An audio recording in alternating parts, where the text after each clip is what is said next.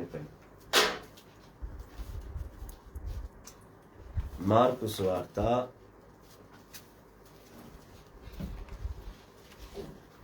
Praise the Lord. Praise the Lord. Praise the Lord. Praise the Lord. Praise the Lord. Praise the Lord. Hallelujah. Hallelujah. Hallelujah. Hallelujah. Praise the Lord. Praise the Lord. Praise the Lord. Praise the Lord.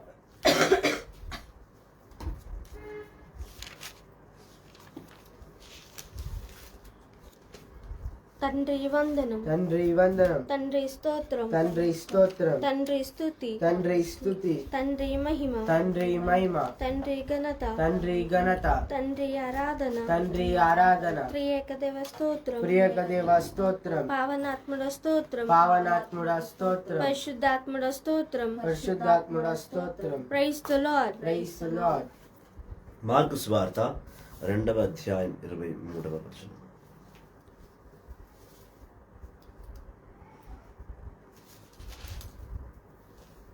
కొత్త నిబంధన mark సువార్త 2వ అధ్యాయం 23వ వచనం. ఒక విశ్రాంతి దినమున యేసు పంట పొలములలో సాగిపోచుండగా ఆయన వెంట నడుచుచున్న శిష్యులు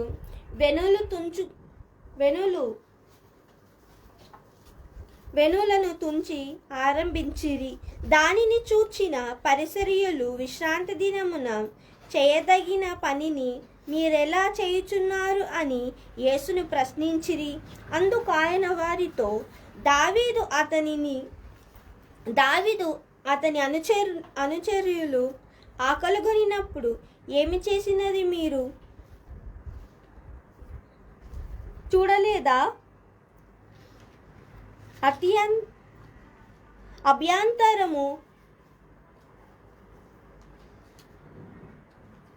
అబయాతారు ప్రధాన యాజకుడుగా ఉన్న కాలమందు దావీదు దేవాలయంలో ప్రవేశించి ఆచారకులు తప్ప ఇంకెవరూను తినకూడదన్న అచటనున్న నైవేద్య రొట్టెలను తను తిని తన అనుచరులకు పెట్టెను గదా.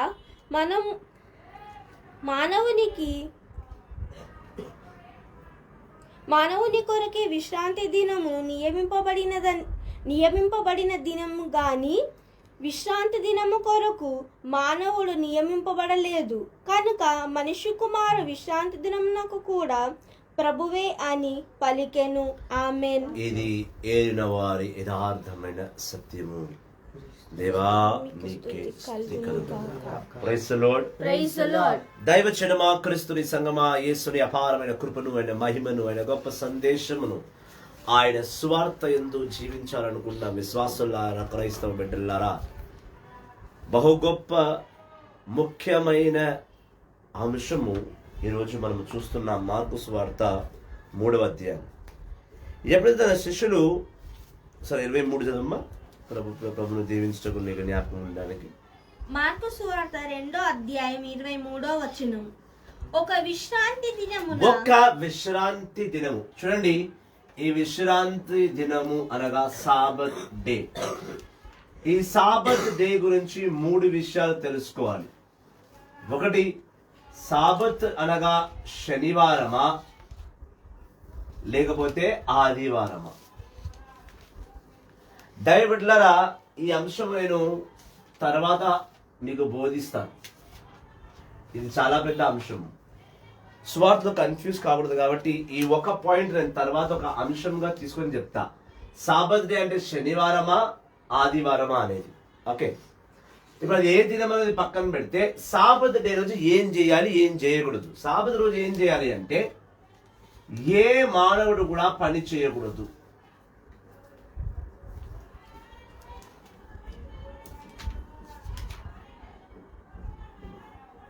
ఎవ్వరు కూడా సాబత్ దినం రోజు పని చేయకూడదు.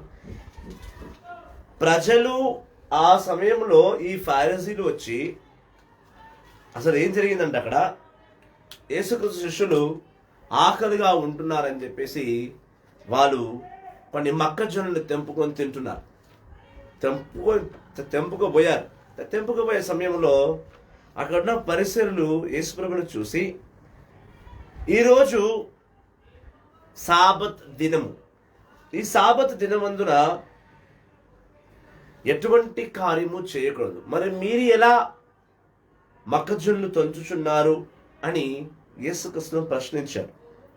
ఇప్పుడు ఈ సాబత్ దినం రోజు ఎక్కడ పని చేయకూడదు, ఇది దేవుని ధర్మశాస్త్రకు విరోధంగా వెళ్తున్నాం, అగెయిన్స్ట్గా వెళ్తున్నారు మీరని వాళ్ళు యేసుక్రీస్తు మీద ఒక అభినందన వేయడం జరిగింది.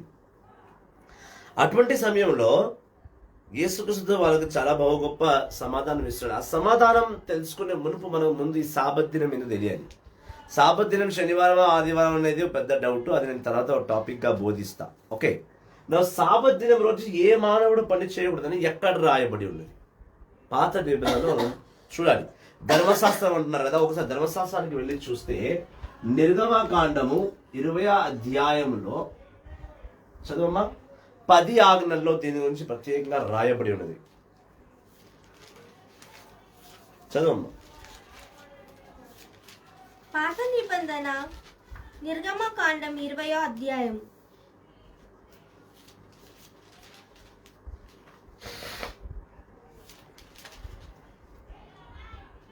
9వ వచనం. 6 రోజుల పాటు మీ పనులెల్లా చేసుకోవలయును. ఏడవ రోజు మాత్రం మీ దేవుడైన యావేకు పవిత్రమైన విశ్రాంతి దినం. ఆ రోజు మీరు గాని, మీ కుమారులు గాని, కుమార్తెలు గాని, పనివారు గాని, పశువులు గాని, మీ ఇంట్లోనున్న పరదేశులు గాని ఏ పని చేయరాదు. యాక్చువల్లీ ఆ రోజు ఆదివారము.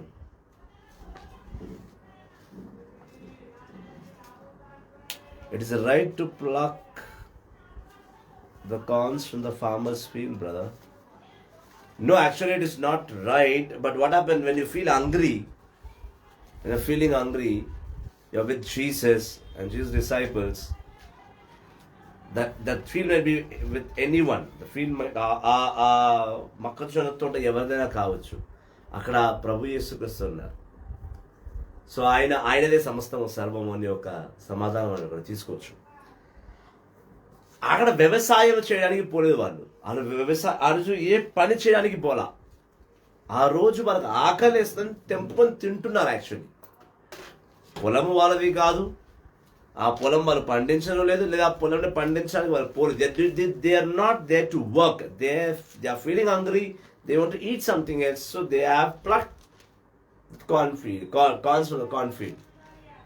వాళ్ళు ఆకలేస్తుందని ఆ మొక్కజొన్న తెంపడానికి పోయారు. యాక్చువల్లీ ఇప్పుడు మొక్కజొన్న తినొచ్చు అంటే తినొచ్చు, మొక్కజొన్న ఎక్కువ తినాలి. Praise the Lord. నిర్గమకాండము 20వ అధ్యాయం 9వ వచనంలో చూస్తే యెహోవా తన నిబంధనలోనే ఈ సాబత్ దినం గురించి రాశాడు. ఆయన ఏమన్నాడంటే, ఈ దినమందు ఎవరును ఏ పని చెయ్యకూడదు. ఇక్కడ శిష్యులు పని చేయడానికి పోలేదు, యేసుక్రీస్తు వాళ్ళని పని చేయడానికి పట్టలేదు. హల్లెలూయా, హల్లెలూయా, ప్రైజ్ ది లార్డ్. పని చేయకూడదు అన్నాడు. ప్లస్ ఆదివారం పవిత్ర దినం, విశ్రాంతి దినం, రోజులో విశ్రాంతి తీసుకోవాలి. అయితే విశ్రాంతితో పాటు ఆ దినం పవిత్ర దినం అయింది అన్నాడు. మరి పవిత్ర దినం రోజు నువ్వు ఏం చేయాలి? ఆ పవిత్ర దినమందు నువ్వు ప్రభుని ఆరాధించాలి. ఒకసారి మనము ప్రభు 7వ రోజును గురించి మాట్లాడితే నిర్గమకాండము ఆది కాండంలో మనం వెళ్ళి చూస్తే 1-2 అధ్యాయంలో మనం స్పష్టంగా చూడవచ్చు.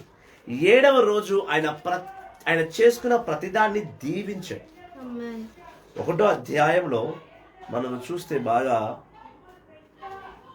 Praise the Lord, praise the Lord, praise the Lord, హల్లెలూయా.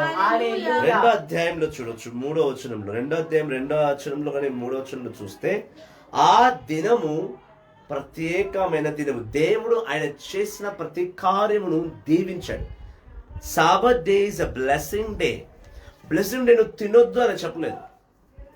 ఆదివారం కదా నీకు ఆకలి వేయదు, అది ఆకలి కొని ఉండు అని చెప్పలేదు. ఆ ఆదివారం ఉపవాసం ఉండమని అక్కడ రాయబడి లేదు.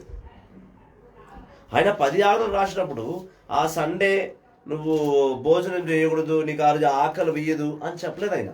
ఇన్ఫాక్ట్ నువ్వు వండుకొని ముందే కొన్ని వచనాల్లో నువ్వు పొయ్యి కూడా ముట్టించొద్దని రాస్తున్నాడు. హల్లెలూయా, హల్లెలూయా, హల్లెలూయా. హల్లెలూయా. యేసయ్యా వందనం, యేసయ్యా వందనం, యేసయ్యా స్తోత్రం, యేసయ్యా స్తోత్రం, యేసయ్యా వందనం, యేసయ్యా వందనం, యేసయ్యా స్తోత్రం, యేసయ్యా స్తోత్రం, పవిత్రాత్మ దేవా వందనం, పవిత్రాత్మ దేవా స్తోత్రం. పవిత్రాత్మ దేవ స్తోత్రం.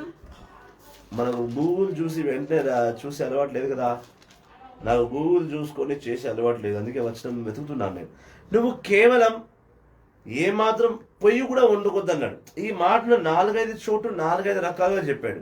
సో మీకు పర్ఫెక్ట్గా ఆదివారం అనేది గురువులకు ఒక విధంగా ఉంటుంది, అనగా ప్రీస్టర్స్కి ఒక విధంగా ఉంటుంది, పబ్లిక్కి ఆదివారం ఇంకో విధంగా ఉంటుంది. So I have to give you the better reference. పాత నిబంధనలో దేవాది దేవుడు ఖచ్చితంగా ఆదివారం రోజు నువ్వు ఏ కార్యము కూడా చేయకూడదు, పొయ్యి కూడా ముట్టించొద్దు అన్నాడు. అయితే ఆదివారం రోజు సంఖ్యాకాండము 15వ అధ్యాయంలో మనం 32 నుంచి 36 దాకా చూసాం. నంబర్స్ సంఖ్యాకాండము 15వ అధ్యాయము 32 నుంచి 36. పాత నిబంధన సంఖ్యాకాండం 15వ అధ్యాయం 32వ వచనం. ఇజ్రాయేలు ఎడారి యందున్న ఇజ్రాయేలు చూడండి, ఇక్కడ ప్రజలతో మాట్లాడుతున్నాడు. మొత్తం ఇజ్రాయేల్ ప్రజలతో, గురువులతో కాదు. మనం లేవియా కాలంలో చూస్తే సాబత్ డే నుంచి రాయబడి ఉంది. గురువులు ఎలా ఉండాలి సాబత్ డే. ఇప్పుడు మనం గురువు కాదు కదా చెప్పేది, కంప్లీట్ క్యాథలిక్స్ కి క్రిస్టియన్స్ కి బోధిస్తాం. కాబట్టి మానవాళి ఆదివారం నాడు ఏం చేయాలి? ఇజ్రాయేలు ఎడారి యందు ఉన్న కాలమున ఒక మనుష్యుడు విశ్రాంతి దినమున రొట్టె పుల్లలు పోగు చేసుకొని రొట్టె పుల్లలా కట్ట పుల్లలా? రొట్టె పుల్లగా ఎలా ఉంటుందమ్మా? కట్ట పుల్లలు పోగు చేసుకొనుటకు చూచిరి. అతనిని మోషే ఆరోనులు ఇజ్రాయేలు సమాజము గువ్విగూడి ఉన్న చోటికి కొని వచ్చిరి. కానీ అతనికి ఏ శిక్ష విధింపవలేనో తెలియక కొంతకాలము బందీగా నుంచిరి. అప్పుడు ప్రభు మోషేతో, ద్రోహికి మరణశిక్ష విధింపుడు, సమాజమంతా అతనిని శిబిరము వెలుపల రాళ్లతో కొట్టి చంపవలేనని చెప్పాను. కనుక సమాజం అతన్ని శిబిరము వెలుపలకు కొనిపోయి మోషే ద్వారా యావే ఆజ్ఞ ప్రకారం రాళ్లతో కొట్టి చంపిరి. ఈ ఆదివారం నాడు పని చేస్తే ఇంత కఠినమైన ఇది ఉంటుంది అనమాట. మోషే ధర్మశాస్త్రంలో దేవుడు రాయబడిలో ఆ రోజు పని చేయడానికో కాదు, ఆ రోజు దేవునికి దీవెనకరం, రెస్ట్ డే. నీవు పవిత్రంగా ఉండాలి. ఆదివారం చర్చ్కు వెళ్ళాలి, దివస ప్రసాదం తీసుకోవాలి, ప్రార్థనలో సమయం గడపాలి, కంప్లీట్ డే హోలీగా ఉండాలి. నువ్వు 6 రోజులు కష్టపడేది ఆ ఒక్కరోజు విశ్రాంతి అంటే నీ శరీరానికి కూడా విశ్రాంతిగా ఉండాలి, కానీ నీ ఆత్మకు అది పని చెప్పాలి. నీ ఆత్మకు పని చేసే దినం ఆ రోజు. ఇప్పుడు చూడండి, సంఖ్యాకాండం 15వ అధ్యాయం 32 నుంచి 36 చూస్తే, ఒకరోజు ఒక వ్యక్తి ఆ సాబత్ దినం నుంచి కట్టెలు కొట్టుకొని, లేదా చెట్టు నుంచి రాలి పడిపోయిన ఆ కట్టెలు ఏరుకోవడానికి పోయాడు. ఇది చూసిన ప్రజలు అతన్ని తీసుకొచ్చి మోషే ఆరణం నిలబడిస్తే, ఆ వ్యక్తిని ఎట్లా శిక్షించాలో మోషేకి ఆరణకి అర్థం చేయక అతన్ని బందీగా పెట్టారు. బందీగా ఒక చోట బందీ అతను. కానీ ఒకరోజు దేవుడే ఆ వ్యక్తి గురించి మాట్లాడడానికి ఖచ్చితంగా వచ్చి మోషే ఆరణతో చెప్పాడు, ఈ వ్యక్తిని రాళ్లతో కొట్టి చంపించండి. శిబిరం బయట, అంటే ఊరికి బయట తీసుకెళ్ళి రాళ్ళతో కొట్టి చంపించండి. రాళ్ళతో కొట్టి చంపాలి ఆ రోజు. See, Sunday is a very strict day. Sunday you have to only worship God. దేవుణ్ణి స్తుతించాలి. దేవుడు చేసిన మేలు, దేవుడు నీ కొరకై సృష్టించిన ఈ సృష్టిలో నీవు దేవుణ్ణి మహిమపరుస్తుండాలి. Praise and worship. ఆయన వాక్యం ధ్యానిస్తుండాలి, ఆయన సన్నిధిలో ఉండాలి.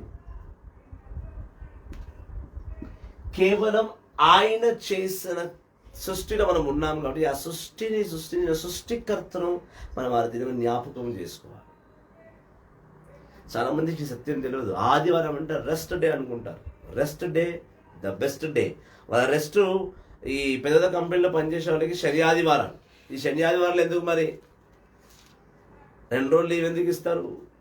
కొన్ని చోట్ల శనివారమే సాబత్ డే అని ఉంది, కొన్ని చోట్ల సండే ఆదివారం ఉంది. ఇప్పుడు మనము మన సూర్యుడిని బట్టి దినమును చూస్తే ఇండియాలో ఆదివారం, ఇవాళ సోమవారం అంటే వాళ్ళకి అది మంగళవారం, అమెరికాలో ఉన్న వారికి అట్లా 1 డే బిఫోర్ ఉంటారు వాళ్ళు, మనం 1 డే తర్వాత ఉంటాం. సో దీన్ని బట్టి కూడా మనం శని ఆదివారంలో ఒక లెక్కకి తీసుకోవచ్చు. అయితే దేవుడు ఆ రోజు ఏం పని చేస్తున్నాడు, ఆ పని చేసిన వ్యక్తిని కొట్టి చంపుతున్నాడు ఇక్కడ. అయితే ఆదివారం రోజు నువ్వు దేవుని ఆరాధించడం దేవుడు నీకు ఆ దినం ఇచ్చాడు. ఆయనని కేవలం ఆయనని స్తుతించి ఆరాధించడానికి. నిర్గమకాండం 31వ అధ్యాయం నిర్గమకాండం 31వ అధ్యాయం 14-15 చదువు. నిర్గమకాండం 31వ అధ్యాయం 14వ వచనం. నిర్గమకాండము 31వ అధ్యాయం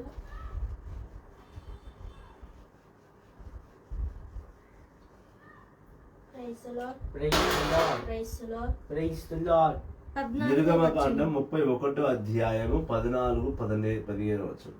కనుక మీరు విశ్రాంతి దినమును పాటింపవలెను, అది మీకు పవిత్రమైనది. దానిగా పవిత్రముగా ఎంచిన వారికి మరణశిక్ష విధింపవలే, ఎంచని వారికి మరణశిక్ష విధింపవలేను. ఆయన ముందే నిర్గమకాండంలో చెప్పేశాడు, ఆదివారము అనగా సాబత్ డే చాలా పవిత్రమైనది. ఆ రోజు మీరు ఆ దినం అపవిత్రము చేయకూడదు. ఒకవేళ అపవిత్రం చేస్తే మేము మీకు ప్రాణాలు తీసేస్తానన్నాడు. మేము చంపేంత వరకు నేను వస్తానండి యెహోవా తండ్రి.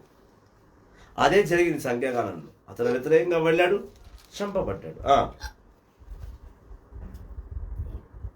విశ్రాంతి దినమున పని చేయువాని సమాజము నుండి వెలివేయబడును. మీరు 6 రోజులు పని చేసుకోవచ్చును, కానీ 7వ నాడు విశ్రాంతి దినము, అది ప్రభుకు పవిత్రమైనది. అది ప్రభుకి పవిత్రమైన దినము. ఆదివారం, మనకు ఆదివారం, ఇండియాలో ఉన్న వారికి ఆదివారము సాబత్ దినము, పవిత్రమైన దినము. పవిత్రమైన దేవుని రోజు నువ్వు ఏం చేయాలి? పవిత్రమైన దేవుని వద్ద వెళ్ళి ఆయన దినముగా ప్రకటించబడాలి, ఆయనతో ఉండాలి. పవిత్రమైన దేవుడితో నువ్వు పవిత్రంగా ఉండాలి. అయితే అదే మోషే ధర్మశాస్త్రాన్ని ఈ పరిసరులు కానీ, ఈ బోధకులు కానీ మోషే ధర్మశాస్త్రాన్ని బాగా గట్టిగా ఫాలో అవుతున్నారు. కానీ అదే రోజు ఆయన ఏమన్నాడు? పని చేయొద్దు అన్నాడు, తినొద్దని చెప్పలేదే. ఈ అజ్ఞానం అన్నమాట. ఫరిసీయులు సగం మందికి నాలెడ్జ్ లేదు. ఆయన పని చేయొద్దు అన్నాడు, తినొద్దని ఎక్కడ అన్నాడు? అది ఆకలి వేయదని ఎక్కడ అన్నాడు? అది ఆకలి వేస్తుంది. ఇంకా ఆదివారం ఎక్కువ ఆకలి వేస్తుంది. 6 రోజులు నువ్వు పనులు ఉండడం వల్ల తినడం కొంచెం ఇదైపోతుంది. సండే రోజు అన్ని వండుకొని తింటావుగా. ఇంకొంచెం స్ట్రిక్ట్గా రాస్తుంది ఏమని, నువ్వు ఏం వండుకోవాలన్నా 6 రోజులే వండుకోవాలి, 7 రోజు వంట కూడా ఉండదు, పొయ్యి కూడా ముట్టించొద్దు అన్నాడు. దివదేశ కాండంలో చూస్తే, కొన్ని చోట్ల రాజుల గ్రంథంలో చూస్తే ఆదివారం రోజు నువ్వు కేవలం ఆలయంలో ఆరాధనకే పోవాలని రాసు. Hallelujah, hallelujah, praise the Lord, praise the Lord. అయితే ఇక్కడ యేసు ప్రభు ఏం చేస్తున్నాడు? తన శిష్యులతో ఆకలి వేస్తుంది ఆ మొక్కజొన్నని తెంపుకుంటున్నాడు. యేసు కూడా తెంపలా, వాళ్ళ శిష్యులు తెంపుకుంటున్నారు. దాన్ని చూసి ఇప్పుడు అక్కడ కట్టెలు ఏరుకోవడానికి పోయారు కాబట్టి కొట్టి చంపారు సంఖ్యాకాలం ప్రకారం. ఇక్కడ మొక్కజొన్న తెంపుతున్నాడు. వాళ్ళ పరిచయంలో ఉన్నారు, వాళ్ళ సేవలో ఉన్నారు. అలాంటి మాట అన్నప్పుడు యేసుక్రీస్తు, నువ్వు అలా చేయకూడదు అన్నప్పుడు యేసుక్రీస్తు 25వ వచనంలో దానికి సమాధానం ఇస్తున్నాడు. ఏమిస్తున్నాడు 25వ వచనంలో?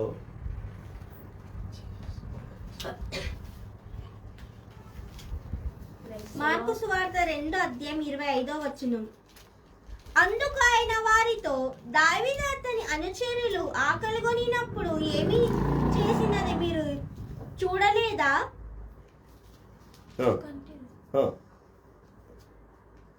అబయాతారు ప్రధాన యాజకుడుగా ఉన్న కాలమందు దావీదు దేవాలయంలో ప్రవేశించి అర్చకులు తప్ప ఇతరులు ఎవ్వరూ తినకూడదని అచటనున్న నైవేద్య రొట్టెలను తను తిని తన అనుచరులకు పెట్టలేదా?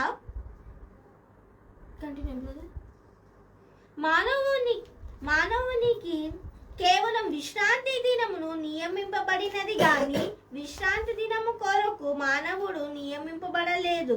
కనుక మనిషి కుమారుడు విశ్రాంతి దినమునకు కూడా ప్రభువేనని పలికెను. Praise the Lord. Praise the Lord. Praise the Lord. Praise the Lord. ఇక్కడ యేసు సమాధానం ఇస్తూ ఆదివారం సాబత్ దినము రోజు ఇది రొట్టె తినొద్దు, ఏమి తినొద్దు అని అంటే ఆయన దావీదు జీవితంలో జరిగిన ఒక సంఘటనను యేసు చెప్తున్నాడు. ఏం జరిగిందంటే ఆయన అన్నాడు, దావీదు రొట్టెను తిన్నాడు కదా, పవిత్రమైన రొట్టె గురువులు తప్ప వేరే ఎవరు తినకూడదు, అలాంటి రొట్టె దావీదు తన శిష్యులు తిన్నారు కదా అని అంటున్నాడు. ఇప్పుడు దావీదు తన శిష్యుడు రొట్టె తిన్నాడు అని అంటే యేసుక్రీస్తు పాత నిబంధన నుంచి దావీదు గురించి మాట్లాడుతున్నాడు. అంటే యేసుక్రీస్తుకి పాత నిబంధనలో ఏం జరిగిందో తెలుసు. చాలా మంది ఏమంటారు అంటే పాత నిబంధన నూతన నిబంధన సంబంధం లేదు అంటారు, లేదా యేసు ప్రభు ఎక్కడ నూతన నిబంధన గురించి ప్రస్తావించలేదని కూడా అంటారు. చాలా మంది పాస్టర్లు మాట్లాడుతున్నారు అజ్ఞానులు, నేను విన్నా, అందుకే ఈ మాట అంత ఖచ్చితంగా చెప్తున్నా. పాత నిబంధనతో యేసుక్రీస్తుకు సంబంధం లేదంటారు. పాత నిబంధనలో ఎన్నో ఎన్నో వచనాలను ఎన్నో సంఘటనలను యేసు ప్రభు తన జీవితంలో చెప్పారు. పాత నిబంధనను బట్టి యేసు ప్రభు జీవించాడు కూడా. యేసు ప్రభు ఇక్కడ దావీదు గురించి చెప్తారు. ఇప్పుడు దావీదు గురించి చెప్పాడంటే ఎక్కడ రాయబడిందో తెలియాలి కదా. 1 సామువేలు 21వ అధ్యాయం. Praise the Lord. Praise the Lord. Praise the Lord. Praise the Lord. Hallelujah. Hallelujah. Hallelujah. Hallelujah. 1 Samuel 21వ అధ్యాయం 1 నుండి 5 వచనములు.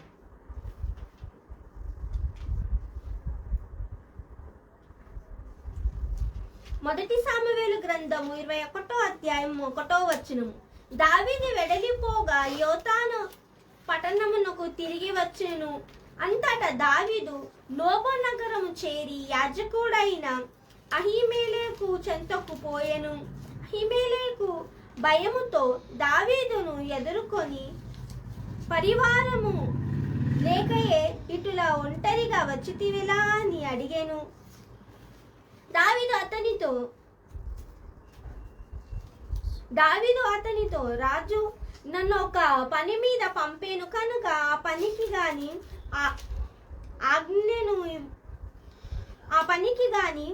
ఆజ్ఞని గాని ఎవరికి తెలియకూడదని ప్రభు కట్టడ చేసెను. ఇక నా పరిసర్యులు అందువా ఒక్కొక్క తవ్వున కలుసుకొనుదుమని వారికి ముందుగానే తెలిపించి ఉంటిని. నీ యొద్ద తినుటకి ఏమైనా ఉన్నదా? 5 రొట్టెలున్న ఇమ్ము, ఎన్ని ఉన్నా అన్ని ఇచ్చివేయము అనేను. యాజకుడు నా యొద్ద మామూలు రొట్టెలేమీ లేవు, దేవుని సన్నిధిన రొట్టెలు మాత్రమే కలవు. నీతో వచ్చిన వారు స్త్రీ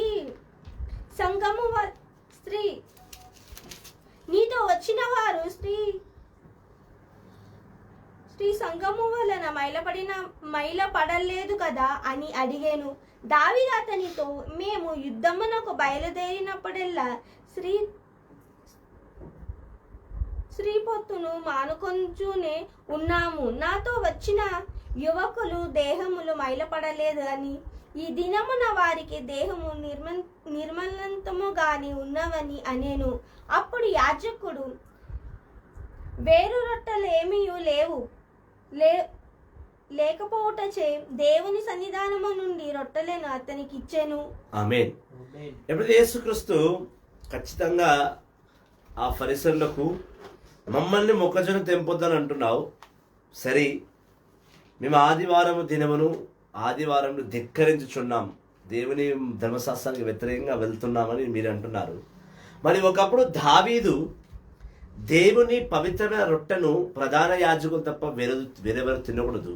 మరి ఆ రొట్టెను దావీదు తిన్నాడు కదా, నువ్వు ఏ ధర్మశాస్త్రం గురించి మాట్లాడుతున్నావో ఆ ధర్మశాస్త్రంలో ఇలాంటి ఒక తప్పు జరిగింది, మరి అది నీకు తెలియదా అని యేసుక్రీస్తు ఆ ఫరిసరులకు ఆ మత బోధకులతో మాట్లాడుతున్న మాట.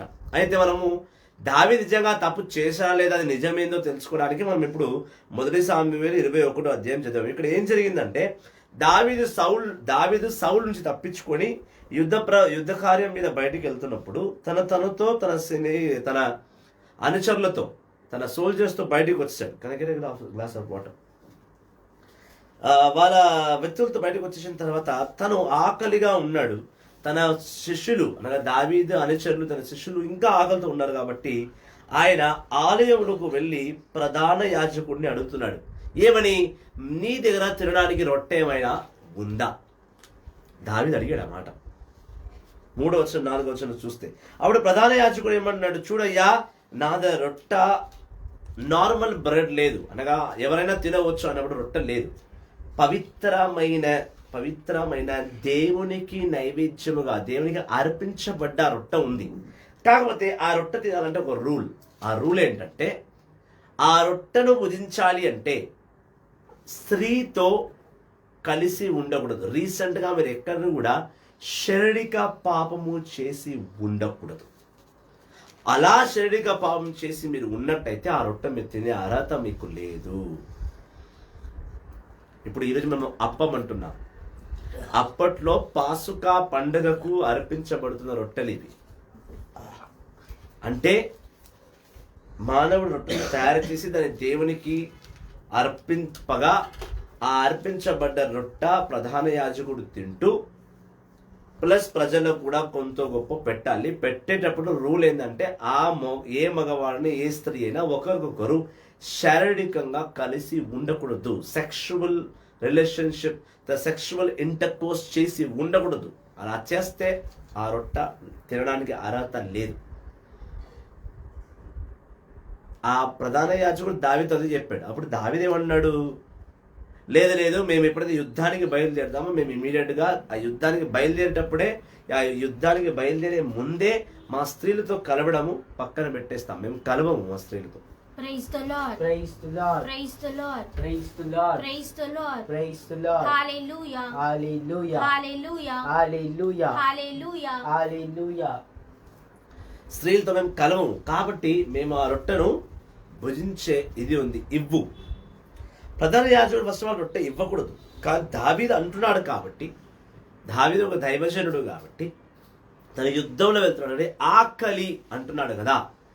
సో దైవ భోజనం ఇవ్వచ్చని ప్రధాన యాజకుడు తలంచి ఏ కండిషన్ మీరొద్దో ఆ కండిషన్ చెప్పాడు. ఏమని, మీరు మీ భార్యలతో కూడినారా, కూడితే కనుక మీకు రొట్టెలు తినే దైవ ప్రసాదము అనగా దేవునికి అర్పించబడ్డ రొట్టె తినడం మహాపాపము. తినలేదు అన్న తర్వాతనే వాళ్ళ ఆ రొట్టెను దావీదుకి ఇచ్చాడు ఆ ప్రధాన యాజకుడు. అప్పుడు దావీదు శిష్యులు రొట్టెలు తిన్నారు. అప్పుడు కేవలం పాసుగా పండుగ అర్పించబడ్డ ఆ రొట్టెకి అంత పవిత్రత ఉంటే యేసుక్రీస్తు తన శరీరమును, తన రక్తమును, తన ప్రాణమే ఆ రొట్టె అని, తన దేహమే ఆ రొట్టె అని, తన దేహం రక్తమే ఆ ద్రాక్ష రసం అని ఆ పాస్కా పండుగ రోజు అర్పించబడ్డ శరీర రక్తానికి అనగా అప్పముకు ద్రాక్ష రసముకు ఇంకా పవిత్రత జోడించాడు. ఈరోజు మనం ఆ పవిత్రమైన రొట్టెను ఎట్లా భుజిస్తున్నాం? సాటర్డే అనగానే వీక్ ఆఫ్. ఆ రోజు రాత్రి భార్యతో ఖచ్చితంగా కలుస్తారు చాలామంది. ఆదివారం పొద్దున్నే స్నానం చేసి వెళ్ళి ఆ ప్రసాదం తీసుకుంటున్నారు. ఇప్పుడు నిజంగానే దేవుడు ఈ రొట్టె పవిత్రత గురించి రాశాడా అంటే రాశాడు. మరి లేవియా కాండము 24వ అధ్యాయం 1 నుంచి 5వ వచనం. ఇప్పుడు మనం మొదటి సామువేలు 21వ అధ్యాయంలో ఆ ప్రధాన యాజకుడు దావీదుతో ఏం చెప్పాడు? ఈ రొట్టె పవిత్రమైన రొట్టె, ఇది గురువులు తప్ప ఇంకెవరు తినకూడదు అన్నాడు. మరి నిజంగానే అది ఉందా? మోషే ధర్మశాస్త్రంలో రాయబడి ఉందా అంటే ఇక్కడ రాయబడి ఉంది. లేవియా కాండం 24వ అధ్యాయం 1 నుంచి 5వ వచనం. లేవియా కాండం 24వ అధ్యాయం 1వ వచనం. 5వ వచనం చూసాను, సారీ నేను తప్పుగా రాశాను. 5వ వచనం నుంచి 9వ వచనం. లేవియా కాండం 24వ అధ్యాయం 5వ వచనం. గోధుమ పిండితో 12 రొట్టెలు చేయుడు, ఒక్కొక్క రొట్టెకు సేరు పిండి ఉండవలేను. ఒక్కొక్క వరుసలో 6 రొట్టెలు చొప్పున వానిని 2 వరుసలుగా ప్రభు సన్నిధానములోనున్న బంగారు బల్లపై ఏర్పరచుడు, ఆ 2 వరుసల మీద మేలివి సాంబ్రాణి పోయుడు, ఆ సాంబ్రాణి ప్రభువునకు అర్పించు నైవేద్యమునకు చిహ్నముగా నుండును. రొట్టెలకు మరుగుగా దానిని ప్రభువునకు దహన బలిగా అర్పింపవలేను. ఆ కాలము ప్రతి విశ్రాంతి దినమున ఇజ్రాయేలు సమాజము నుండి యాజకుడు ఈ రొట్టెను తీసుకొని ప్రభువు ఎదుట ఉంచవలేను. ఇజ్రాయేలీ నిబంధనను శాశ్వతముగా పాటింపవలేను. yes ఇజ్రాయేలు జనములు ఈ నిబంధనలు శాశ్వతముగా పాటించాలి. ఆ రొట్టెలు పవిత్రమైనది, ఆ రొట్టెను అపవిత్రం పరచొద్దని లేవియా 24లో రాసింది. ప్రధాన యాజకుడు మాత్రమే దాన్ని భుజించి దాని తర్వాత, అందుకే ఈ రోజు కూడా ఈ సిస్టమ్ ఉంది. మనం రోమన్ కాథలిక్ చర్చ్లోకి వెళ్తే ప్రధాన యాజకుడు అప్పమును తీసుకుని ప్రభువునకు కృతజ్ఞతా భావనను తెలియపరిచి ఆ రొట్టెను ముందు ఆయన భుజించిన తర్వాతనే ఆ రొట్టెను ప్రజలకు ఇస్తారు. అది గురువులకు ఇవ్వబడ్డ ప్రత్యేకమైన పవిత్రమైన భోజనం. ఫాదర్లు, మన రోమన్ కాథలిక్ చర్చ్లో ఫాదర్లు, ప్రొటెస్టెంట్ వాళ్ళు దీనికి పెద్దగా విలువ ఇస్తలేరు. ఇంకోటి, యేసు ప్రభు మత్తయి సువార్త 26వ అధ్యాయం 26వ వచనంలో దివ్య ప్రసాదం గురించి చెప్తూ, దీన్ని నా జ్ఞాపకార్థము ప్రతి దినమును దీన్ని చేయండి అన్నాడు. ప్రొటెస్టెంట్ వాళ్ళు చేయరు. First Sunday communion service, last Sunday communion service అంటారు. కాదు, రోమన్ కాథలిక్ చర్చ్లోకి ఒక్కరు వచ్చినా 1000 మంది వచ్చినా ప్రతిరోజు ఆయన జ్ఞాపకార్థం, ఆయన జీవగల అప్పమును, ఆయన జీవగల రక్తమును, అనగా ఆయన జీవగల శరీరమును, ఆయన జీవగల రక్తమును అప్పరూపములో, ద్రాక్షరస రూపంలో మన రోమన్ క్యాథలిక్ చర్చ్లో భుజిస్తున్నాను. ఈ విషయంలో నేను చాలా వ్యక్తులకు కాంట్రవర్షియల్ చేశాను. నేను ఒక సంఘటన షేర్ చేసుకోవాలి. జోసెఫ్ భాస్కర్ గారు కూడా తెలిసే ఈ సంఘటన. నేను పూనాకు వెళ్ళినప్పుడు చాలామంది స్త్రీలు దివ్య ప్రసాదమును, ఆ బల్ల అర్పణ జరిగిన తర్వాత, లార్డ్ సఫర్ అయిపోయిన తర్వాత ఆ పవిత్రమైన భోజనమును ప్రజలకు ఇవ్వడానికి ఫాదర్లు, బ్రదర్లే పనిచేయాలి, స్త్రీలు తాకూడదు. అయితే తెలియదు మరి ఎందుకు మార్పులు చేశారు. చర్చ్లో ఎవరైనా వెళ్ళి చర్చ్ కౌన్సిల్ కానీ, చర్చ్ క్లర్జీ కానీ, వీళ్ళు వెళ్ళి ఆ కమ్యూనియన్ ఇస్తారు. Bible is completely oppose to that. I don't know why Pope change. వాక్యాన్ని, వచనాన్ని చేంజ్ చేసే అర్హత ఎవరికి లేదండి. నేను ఇప్పటికీ ఖండిస్తాను ఈ విషయం. I still stand on that word. మరి ఎందుకు గురువులు చేంజ్ చేశారనేది I don't know, and I'm not interest to know it also. Why? Because I'm just concern to my only God's word, what he says. అది పవిత్రమైన రొట్టె, అది పవిత్రమైన ద్రాక్షారసము. ఎవరికి పడితే వారికి ఇవ్వడానికి కుదరదు. ఇప్పుడు పవిత్రంగా, ఇప్పుడు ఆయన రొట్టె భుజించడానికి అర్హత అడుగుతున్నాడు అక్కడ. 1 సామువేలు 21లో నువ్వు స్త్రీతో కూడావా అన్నాడు. తినడానికే అలా అన్నాడు అంటే మరి పట్టుకుని 10 మందికి ఇస్తున్నాయన ఇంకెంత పవిత్రంగా ఉండాలి. ఇప్పుడు ఇలా మాట్లాడితే నూతన నిబంధనలో పాత నిబంధన కొట్టేశారు అని చాలామంది అన్నారు. పౌలు గారు ఎక్కడో కొన్ని లేఖనాల్లో, కొన్ని వచనాల్లో పాత నిబంధన గురించి ధర్మశాస్త్రం కన్నా విశ్వాసం గొప్పది అని చెప్తున్నాడు. కొరింథీయులు చెప్పాడు, తెస్సలోనికీయుల్లో చెప్పాడు. పౌలు ధర్మశాస్త్రాన్ని కించపరచలేదు, ఆయన ధర్మశాస్త్రాన్ని పక్కన పెట్టలేదు. ఆయన విశ్వాసం గొప్పదా, ధర్మశాస్త్రం గొప్పదా అంటే నీ విశ్వాసం నిలబెట్టడానికి ధర్మశాస్త్రం గొప్పది అన్నాడు. విశ్వాసం గొప్పదా, ధర్మశాస్త్రం గొప్పదా? ధర్మశాస్త్రం కన్నా విశ్వాసం కొంచెం అధికం, గొప్పది అని చెప్పుకుంటూ వచ్చాడు తప్ప ధర్మశాస్త్రాన్ని పక్కన పెట్టేయమని చెప్పాల. మోషే ధర్మశాస్త్రాన్ని రోమన్ క్యాథలిక్ చర్చ్ ఇప్పుడు కూడా పక్కన పెట్టలేదు. నేను మై స్ట్రాంగ్ బిలీవ్ దట్, గట్టి నమ్ముతా విషయం. యేసుప్రభు పక్కన పెట్టలేదు. ఆయనే అంటున్నాడు, దావీదు విషయం మాట్లాడుతున్నాడు. ఇప్పుడు దావీదు విషయం దావీదు రొట్టెను తిన్నాడు. మరి మీరు మర్చిపోయారా? మీరు ధర్మశాస్త్ర బోధకుడు. మరి దావీదు ఎలా దైవ ప్రసాదాన్ని తినగలడు? యుద్ధానికి వెళ్తున్న యుద్ధ వీరుడు ఎలా భోజించగలడు దైవ ప్రసాదాన్ని అని యేసుప్రభు ప్రశ్నిస్తున్నాడు. యేసుప్రభు పాత నిబంధన తెలీదా? యేసుప్రభు మోషే ధర్మశాస్త్రం తెలీదా? ప్రతి ఒక్కటి యేసుప్రభువు తెలుసు. ప్రతి ఒక్కటి యేసుప్రభువు తెలుసు. భూమి పుట్టక ముందు నుంచి ఆయన అక్కడ ఉన్నాడు. హల్లెలూయా. ఆయన ప్రశ్నిస్తూ అన్నాడు, మీరు ఎలా నన్ను ప్రశ్నిస్తున్నారు? దావీదు చేశాడు ఈ కార్యం. So he has a proof. దావీదు ఆకలికి దైవ రొట్టెను తిన్నాడు. నేను దైవ రొట్టె తినట్లేదే. నేను పక్క వెళ్తూ త్రోవ మధ్యలో ఉన్న ఒక ఫీల్డ్లో మొక్కజొన్నలో మా వాళ్ళు మొక్కజొన్న తెంపుతూ నోట్లు వేసుకోబోతుంటే నువ్వు ఆపుతున్నావు. మరి పవిత్ర రొట్టె తిన్నారుగా మీ ధర్మశాస్త్రంలో, దావీదు తినగా ఆకలి, దేవుడు పని చేయొద్దు అన్నాడు. ఆయన వ్యవసాయం చేయడానికి పోలేదు. అక్కడ సాబత్ దినం రోజు యేసు ప్రభు శిష్యులు వ్యవసాయం చేసి పంట పండించడానికి పోలా.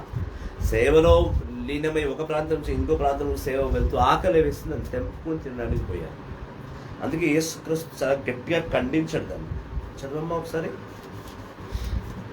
26వ వచనం, మార్కు సువార్త 2వ అధ్యాయం 26వ వచనం. అబియాతారు ప్రధాన యాజకుడుగా ఉన్న కాలమందు దావీదు దేవాలయములో ప్రవేశించి అర్చకులు తప్ప ఇతర ఎవ్వరూ తినకూడదని అచటనున్న నైవేద్య రొట్టెలను తను తిని తన అనుచరులకు పెట్టలేదా?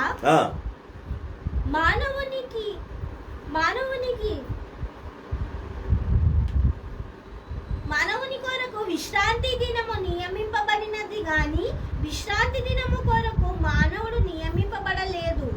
కనుక మనిషి కుమారుడు విశ్రాంతి దినమునకు కూడా ప్రభువే అని పలికెను. చాలా గొప్ప సమాధానం చెప్పాడు ఆయన. ఏమన్నాడు? And Jesus concluded the Sabbath was made for the good of man. సాబతు దినము మనిషి యొక్క మంచి గురించి సృష్టించబడ్డది తప్ప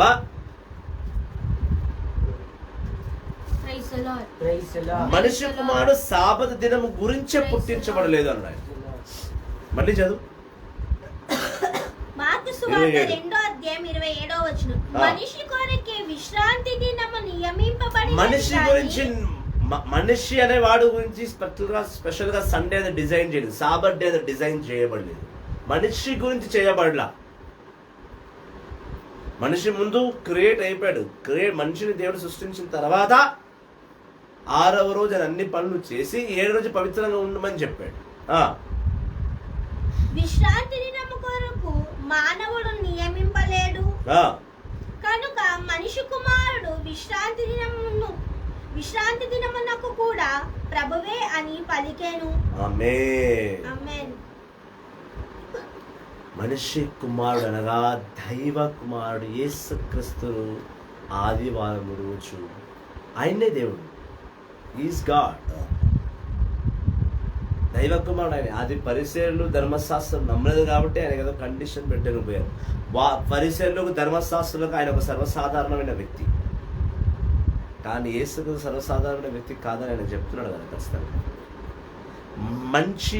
మనిషి ఒక మంచితనానికి ఆదివారం పెట్టబడి, సాబత్ డే పెట్టబడి, శనివారం పెట్టబడి.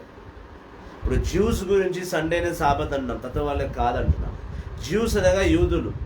యేసుక్రీస్తు యూదులేగా, మనందరూ యూదా గోత్రంలో పుట్టాంగా, మనం యూదులం కామా? మనకి ఇప్పుడెప్పుడు క్రిస్టియానిటీ అనే నేమ్ పుట్టుకొచ్చింది. క్యాథలిక్ అనేది ఎప్పుడు పుట్టింది? ఆ వర్డ్ ఎప్పుడు పుట్టింది? క్రిస్టియన్ అనే వర్డ్ ఎప్పుడు పుట్టింది? ఈ రెండు కూడా పుట్టింది చాలా లేటుగా. అది 2 వర్డ్స్ చాలా లేటుగా పుట్టాయి. నాకు తెలిసి ఒక గురువు, నాకు తెలిసి 1502 అనుకుంటా, 1502 నేను చదివినట్టు గుర్తున్నా. 1502లో ఒక హై ప్రీస్ట్, ఒక ప్రధాన యాజకుడు ఎస్తో ఉంది ఆయన పేరు. ప్రభా నాకు ఆయన పేరు జ్ఞాపకం చేస్తున్నాడు. హిస్టరీ చెప్తుంది. ఆయన ద్వారా పుట్టింది క్యాథలిక్ అనే వర్డ్ 1502లో అనుకుంటా. క్యాథలిక్ అనే వర్డ్ ఆయన నుంచి పుట్టింది. క్రిస్టియన్ అనే వర్డ్ కూడా ఇంకొక ప్రీస్ట్ ద్వారా నుంచి పుట్టింది. క్రిస్టియన్స్ అనే వర్డ్ కూడా బైబిల్లో కూడా పర్టికులర్గా క్యాథలిక్ అనో, క్రిస్టియన్ అనో, ప్రొటెస్టెంట్ అనో రాయబడింది. ఇప్పుడు అనువదించబడ్డ బైబుల్ అలా రాయబడ్డది. ఇప్పుడు రాస్తున్న బైబుల్లో లేటెస్ట్ వర్షన్, బైబుల్లో ఉంటుంది కదా, new standard version, revised version, King James edition అని ఉంటుంది. కింగ్ జేమ్స్ ఎడిషన్ నుంచి ట్రాన్స్లేట్ చేయబడ్డది ఇది న్యూ రివైజ్డ్ వర్షన్. వీళ్ళు రివైజ్ చేస్తారు, కొన్ని మార్పులు, కొన్ని పదాలు, కొన్ని మాటలకు కొత్త అర్థాలు చెప్తారు. ఈజీగా చదవడానికి ఈజీగా ఉంటుందనో, పాటించడానికి ఈజీగా ఉంటుందనో, ప్రజలకు ఎప్పుడు ఈజీగా ఉండడానికే చేస్తారు. ఎందుకంటే యోహాను సువార్త 6వ అధ్యాయం 60వ వచనం చెప్తున్నాం కదా, యేసు ప్రభువుతో ఎప్పుడైతే మంచి మంచి విషయాలు నేర్పిస్తారో శిష్యులు అంటున్నారు. యోహాను 6:60లో యేసు ప్రభు నేర్పించిన అన్ని దాన్ని బట్టి ప్రజలు ఏమంటారు, అబ్బా యేసు ప్రభు నేర్పించింది అన్ని చాలా హార్డ్గా ఉన్నాయి, ఇవన్నీ చేయాలంటే చాలా కష్టం, చాలా ఇబ్బందిగా ఉన్నాయి, ఇవన్నీ పాటించాలా పరిశుద్ధాత్మ, ఆదివారము, జ్ఞాపకాలు, వచనాలు, ఈ జీవితం అంటే ఎంత కష్టమా, ఇవన్నీ పాటిస్తాం మనిషి అని అంటున్నాడు. ఓకే, మీ ఇన్ఫర్మేషన్ ప్రకారం ఫస్ట్ సెంచరీ సెయింట్ ఇగ్నేషియస్ అదే పెడదాం. Okay fine, thank you for the information. But నేను చదివినట్టు నాకు గుర్తులేదు. Joseph pascal, I don't particularly remember that thing. నాకు నిజంగా గుర్తులేదు. తెలియని దాన్ని తెలియదు అని చెప్పాను. నాకు గుర్తులేదు. నాకు 1801లో అని నేను ఏదో బుక్లో చదివాను. మీ ఇన్ఫర్మేషన్ ప్రకారం సెయింట్ ఇగ్నేషియస్ మొదటి సెంచరీలోనే పెట్టారు అంటే then I'm very happy. Thanks for the information. Praise the Lord. Praise the Lord. Hallelujah. Hallelujah. Hallelujah. So Yesu అన్నాడు ఇక్కడ, ఆయన చెప్తున్న మాట అంటే ఈ సాబత్ దినం అనేది దైవ కుమారుడుకు వర్తించదు అనేది ఆయన ఉద్దేశం. సో సాబత్ దినం రోజు మానవుడు పని చేయొద్దు అనేది ఎంత కరెక్టో, సాబత్ దినమును పవిత్రంగా పెట్టాలనేది అంతే చాలా ఇంపార్టెంట్. హోలీ డే. దీనికి నీతి నిబంధనలు ఏమంటే, నువ్వు శనివారం రోజు శని, ఆది, శుక్రవారం, శనివారం, ఆదివారం ఈ 3 రోజులు పడకకు దూరంగా ఉండాలి. ఎందుకంటే శుక్రవారము యేసుక్రీస్తు మరణించబడ్డ దినము, శనివారమే సాబత్ డే అని పిలువబడుతుంది, ఆదివారం మనం సండే అంటున్నాం కాబట్టి, సండే సాబత్ డే అంటున్నాం కాబట్టి, సండే రోజు మనం దివ్య ప్రసాదం తీసుకోబోతున్నాం కాబట్టి మనము శరీరానికి కాస్తంత, శారీరక పాపానికి కాస్తంత దూరంగా ఉండాలి. ముఖ్యంగా దైవ బిడ్డలు, profits, pastors, servants of God, church clergy, perish council. ఒకవేళ మీకు పోపు గారి పర్మిషన్స్ బట్టి మీరు కమ్యూనిటీ ఇవ్వడానికి వెళ్తున్నారు, మీరు మిమ్మల్ని ఎంపిక చేశారు, నువ్వు కమ్యూనిటీ ఇవ్వాలి ప్రజలకి అంటే మాత్రం కనీసం ఈ జాగ్రత్తలు పాటించండి. పడక సుఖానికి దూరంగా ఉండాలి. ఇంటర్కోర్స్ చేయకూడదు. రేపు మీరు చర్చ్కి వెళ్ళి మీరు కమ్యూనిటీ ఇవ్వబోతున్నారు అంటే మీరు పడకకు దూరంగా ఉండాలి. ఇంటర్కోర్స్ చేయదు. ఫ్రైడే, సాటర్డేస్ ఇంటర్కోర్స్ మానుకోవాలి. హల్లెలూయా. వాటర్ తెచ్చిపెట్టాలి.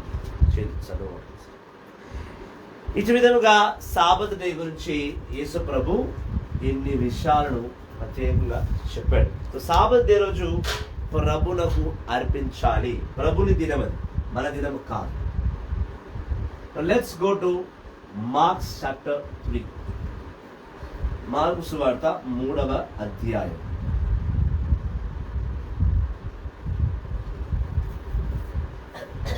మార్కు సువార్త 3వ అధ్యాయం 1వ వచనం. Praise the Lord. Praise the Lord. Praise the Lord.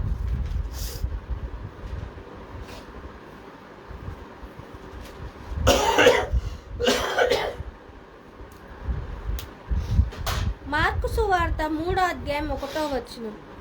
యేసు మరలా ప్రార్థన మందిరములలో ప్రవేశించెను.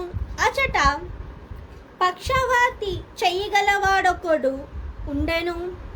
విశ్రాంతి దినమున యేసు అతన్ని స్వస్థపరచునా లేదా అని అచట జనులు కొందరు పొంచి ఆయనపై నేరం మోపుటకు కాచుకొని ఉండిరి.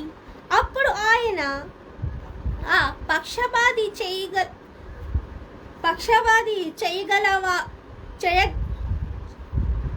చెయ్యగలవానిని చూచి ఇచ్చటకు రమ్ము అని వానిని పలికెను. అంతటా ఆయన జనులు చూచి విశ్రాంతి దినమున మేలు చేయుటక లేక కీడు చేయుటయా?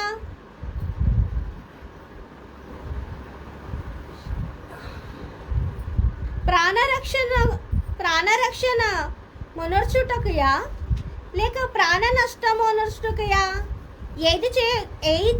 ఏది చేయదగిన పని అని వారిని ప్రశ్నించెను. అందుకు వారు, ఏమైంది? అదే దినము ఏదైతే ఆయన ఆ రొట్టెను ఏదైతే ఆయన మొక్కజొన్నను తెంపుకుని తిన్నాడో అదే రోజు ఆ సంఘటన జరిగిన ఫరిసీయులకు సమాధానం ఇచ్చిన ఆయన ఆలయానికి వెళ్ళాడు. చూడండి, ఇప్పుడు బాగా గుర్తుపెట్టుకోవాలి. యేసు ప్రభు తన సువార్తను చాలా మటుకు ఆలయంలోనే బోధించాడు. మనం 1వ అధ్యాయం కంటిన్యూగా చూసుకొని వస్తున్నాం. ఎక్కువ మటుకు ఆలయంలోనే ఎక్కువ వాక్యాన్ని బోధించుకుని దొరుకుతుంది, ఆలయంలోనే ఎక్కువ సమయాన్ని గడుపుతుంది.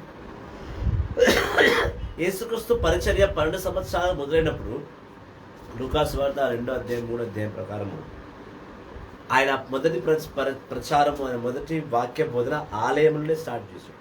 ఆలయంలో ప్రీస్టుస్తో, హై ప్రీస్టు, ప్రధాన యాజకులతో, ధర్మశాస్త్ర బోధకులతో వాళ్ళకు ప్రశ్నలు వేస్తున్నాడు. మళ్ళీ సమాధానం కూడా కొన్నిటికి చెప్తూ ఉన్నాడు.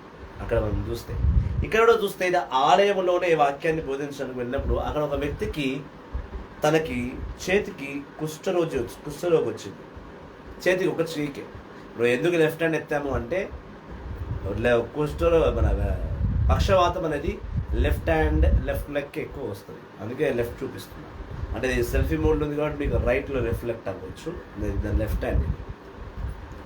అయితే ఆ వ్యక్తికి పక్షవాతం వచ్చిన వ్యక్తికి చేతికి పక్షవాతం వస్తే కొంచెం మంది కావాలని యేసుక్రీస్తుని టార్గెట్ చేయాలని ఆ ప్రజల మధ్య ఆ ఆలయంలో యేసుక్రీస్తు అబద్ధపు బోధకుడని, తను దేవుని కుమారుడు కాదని, తను దైవ దూషణ అనగా దేవునికి వ్యతిరేకంగా వెళుతున్నాడని ప్రూవ్ చేయాలని ఏం చేశారంటే ఈ ఆదివారం రోజు ఇతను స్వస్థ ఇవ్వగలడా అని వాళ్ళ మనసులో ప్లాన్ చేసుకుని ఒకవేళ ఈ ఆలయంలో యేసుక్రీస్తు ఎవరన్నా పిలిచి స్వస్థ ఇస్తే కనుక మనం ఈయన టార్గెట్ చేద్దాం. అంటే యేసుని టార్గెట్ చేసేసి, టార్గెట్ అంటే దేని అంటారు, టార్గెట్ చేసి మనుషుల్లో కూర్చొని ఆలోచిస్తున్నారు. ఎట్లయినా వీడు ఇప్పుడు ఏదో ఒక వ్యక్తిని పట్టుకుని వీడు కనుక అద్భుతం చేశాడు అనుకో, వీడిని పట్టుకొని నువ్వు ఎట్లా దేవునికి వ్యతిరేకంగా పోతావు, ఇది ఆదివారం కదా, ఇది విశ్రాంతి తీసుకోవాలి కదా, నువ్వు ఎట్లా అద్భుతాలు చేస్తావు, నువ్వు ఎట్లా అవి చేస్తావు అని యేసుక్రీస్తుని ఇరుకాటలో పెట్టడానికి ఆల్రెడీ చాలామంది అక్కడ కూర్చొని ప్లాన్లు చేసుకున్నారు. ఆయన ఆత్మీయ తండ్రి, ఆలోచనకర్త, ప్రతి ఆలోచనని పసిగట్టే గొప్ప శక్తి ఉన్నవాడు. అక్కడ ఎవరెవరి మైండ్లో ఏ కుతంత్రము, ఏ కుళ్ళు, ఏ కోపము, ఏ సైతాన్ ప్లాన్స్ పోతున్నాయో అన్నీ ఆయనకు తెలుసు. ఆయన ఆ ప్లాన్స్ అన్నీ కూడా చూసేసాడు. అంతర్యామి కదా, సర్వశ్రేష్ఠుడు, సమాధానకర్త, రాజ్యాధిరాజ, పరలోకానికి భూలోకానికి అధిపతి, నజరేయుడు, దావీదు తనయుడు, యెహోవా ఏకైక వారసుడు, పరలోకానికి భూలోకానికి నరకలోకానికి కూడా ఏకైక వారసుడు అని యేసుక్రీస్తు. నరకలోకానికి వారసుడు యేసుప్రభువు అంటారా?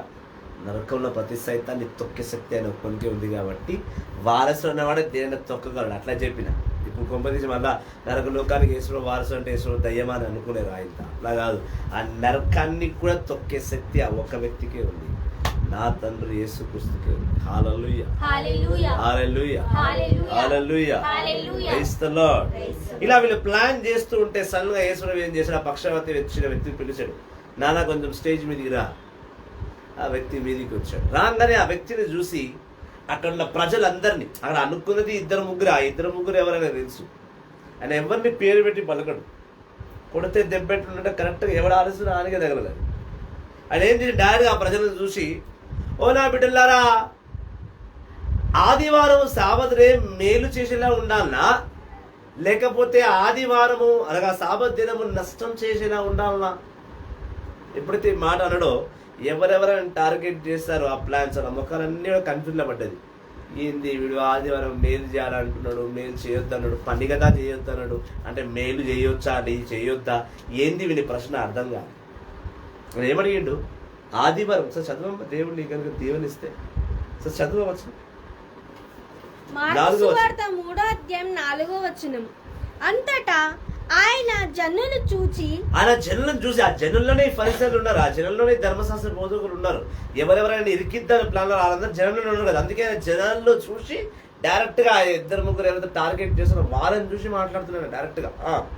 విశ్రాంతి దినమున మేలు చేయుటయా, విశ్రాంతి దినం రోజు మేలు చెయ్యొచ్చా? ఇందాక ఆకలేస్తే మొక్కజొన్న దెబ్బలకు పోతే తిండి మేలు చేస్తుంది కదా, తింటేనే కదా మనిషి బతుకుతాడు. దానికే వచ్చి ఆదివారం నువ్వు మొక్కజొన్న తెంపొద్దు అన్నావు కదా, మరి ఆదివారం రోజు మేలు చేయొచ్చా లేదని అడుగుతున్నాడు అనమాట. లేకపోతే ఆదివారం రోజు కీడు చేయాలా? ఏం చేయాలి? వాళ్ళు ఈయన టార్గెట్ చేయడం కాదు, ఈయనే ముందు ఆయన టార్గెట్ చేసి పెట్టింది. హల్లెలూయా, హల్లెలూయా. నీ తలంపులు మట్టి తలంపులు, నీ తలంపులు వెర్రి తలంపులు, నీ తలంపులు నీ ఆలోచనలు వృద్ధమైనవి. ఆయనతోనా సర్వంతర్యామి ఆయన, సమస్తమును సర్వమును ఎరిగినవాడు ఆయన. ప్రతి ఆలోచన పట్టేసే అంత ఉన్నతమైన పవిత్రమైన దేవుడిని ప్రభు యేసుక్రీస్తు. చేతగాని వాడు కాదు, చావదచ్చిన వాడు కాదు నా యేసుక్రీస్తు. హల్లెలూయా. హల్లెలూయా. ఎవడేమన్నా చేస్తుంటే చేసుకోపోని, ఆ పోని వాడు పావాలని పోతాలే అని చెప్పేంత పాపాత్ముడు కూడా కాదు నా ప్రభు. ఆయన ఏమన్నాడు, మెల్లగా పిలిపించి మీరేదో నన్ను రికార్డులో పెట్టేది నేనే మిమ్మల్ని పెడతా అని ముందుగానే ఆయన క్వశ్చన్ రేస్ చేయకముందే నేను పిలిచి అడిగేసిండు. కొంచెం దయపెట్టి అదే చేస్తారన్నమాట. ముందే సేవకులు గట్టిగా పట్టుకుంటారు, రేపు జరిగే మీద నీళ్ళే చెప్తారు వాళ్ళు, ఏమంటావు నువ్వు.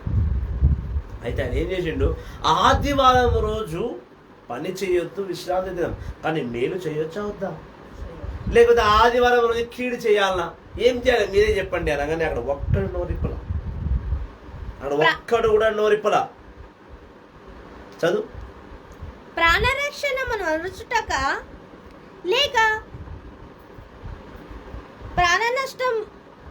ప్రాణరక్షణమును అనచుటయా లేక ప్రాణ నష్టమును అనచుటయా? సాబత్ దినము ఒక ప్రాణాన్ని రక్షించవచ్చా లేదా ఒక ప్రాణం పోతుంటే చూస్తూ ఉండవచ్చా?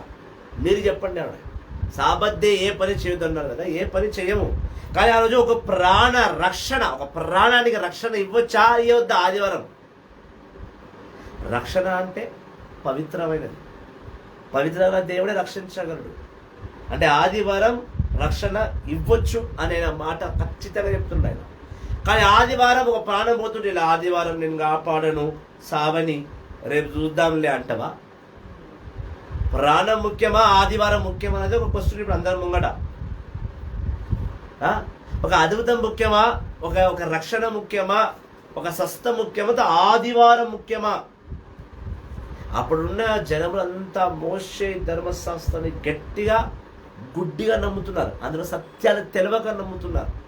ఈరోజు కూడా అదే పరిస్థితి కదా, సత్యం ఏందో తెలియదు కానీ నమ్ముతున్నారు. మేము నమ్ముతున్నాం కానీ దేన్ని నమ్ముతున్నావు? రాళ్ళని నమ్ముతున్నావా, రప్పని నమ్ముతున్నావా, రప్పని సృష్టించిన సృష్టికర్తను నమ్ముతున్నావా? ఇది ఎవడికి క్లారిటీ లేదు, క్లారిటీ ఆలోచన క్లారిటీ లేదు. ఆదివారం పని చేయొద్దు, ఏం పని చేయొద్దు? ఆయన వంట వండుకొద్దు అన్నాడు, తినొద్దు అన్నాడు, పని చేయొద్దా? తినొద్దు అన్నాడా? పని చేయొద్దు అన్నాడా? పని చేయొద్దు అన్నాడు, తినొద్దని చెప్పలా. ఆయన ప్రాణం పోతుంటే చూసుకుంటూ ఉండమని చెప్పాలి, కాపాడమని చెప్పాడు. ఆదివారం పవిత్రమైన దినం, పవిత్రమైన కార్యాలు చేయాలి. పవిత్రమైన కార్యం ఏంటి? ఎవరిలో అయితే అనారోగ్యం ఉందో, ఎవరికి పక్షవాతం వచ్చిందో వాళ్ళ అపవిత్రులు, వాళ్ళ అపవిత్రతనాన్ని తొలగించి వాళ్ళకి పవిత్రమైన రక్షణ ఇవ్వడం ఆదివారం చేయవచ్చు. పని చేయొద్దు అన్నాడు కానీ అద్భుతాలు చేయొద్దని చెప్పలేదు కదా. అది అర్థం కాక వీళ్ళు ప్లాన్, ఇలా ఆదివారం అజ్ఞానం ఉంటారు కదా. ఇప్పుడు నేను బోధిస్తున్నాను అనుకో, ఏదో పాయింట్ మీద పట్టుకోవాలని కొంచెం రెడీ కూర్చుంటారు, ఆడాడు ఆ మూలకోడి ఈ మూలకోడి ఏదో పట్టుకుందామని, ఏదో క్వశ్చన్ లేదు, ఆ క్వశ్చన్లో అర్థమే ఉండదు. నన్ను టార్గెట్ అన్నమాట. ఇది నా ఒక్కడితో కావట్లేదు, నా సెల్ఫ్ డబ్బా కొట్టట్లా, చాలా మంది సేవకులతో జరుగుతున్నాం ఈ విషయం. ఇది కొంచెంమంది సంఘంలో పాస్టర్ గారు మంచి ఆత్మీయంగా ఎదురుగుతుంటే, ఫాదర్ బాగా స్పిరిచువల్గా వదిలిన పక్క ఉన్న ఫాదర్కి కడుపంట, ఆయన టార్గెట్ చేయాలని ఏదో క్వశ్చన్ చేసి పెడతారు, ఏదో సమస్య క్రియేట్ చేసి పెడతారు. వాళ్ళకి తెలియని విషయం ఏంటంటే మేము దేన్నైనా ఎదుర్కొంటాం. మా ప్రభు మా పక్షాన ఉండగా మాకు విరోధి ఎవడు? మా ప్రభు మాకు పక్షాన ఉండగా మాకు అసాధ్యమైనది ఏమి చెప్పు? అన్నీ సాధ్యం.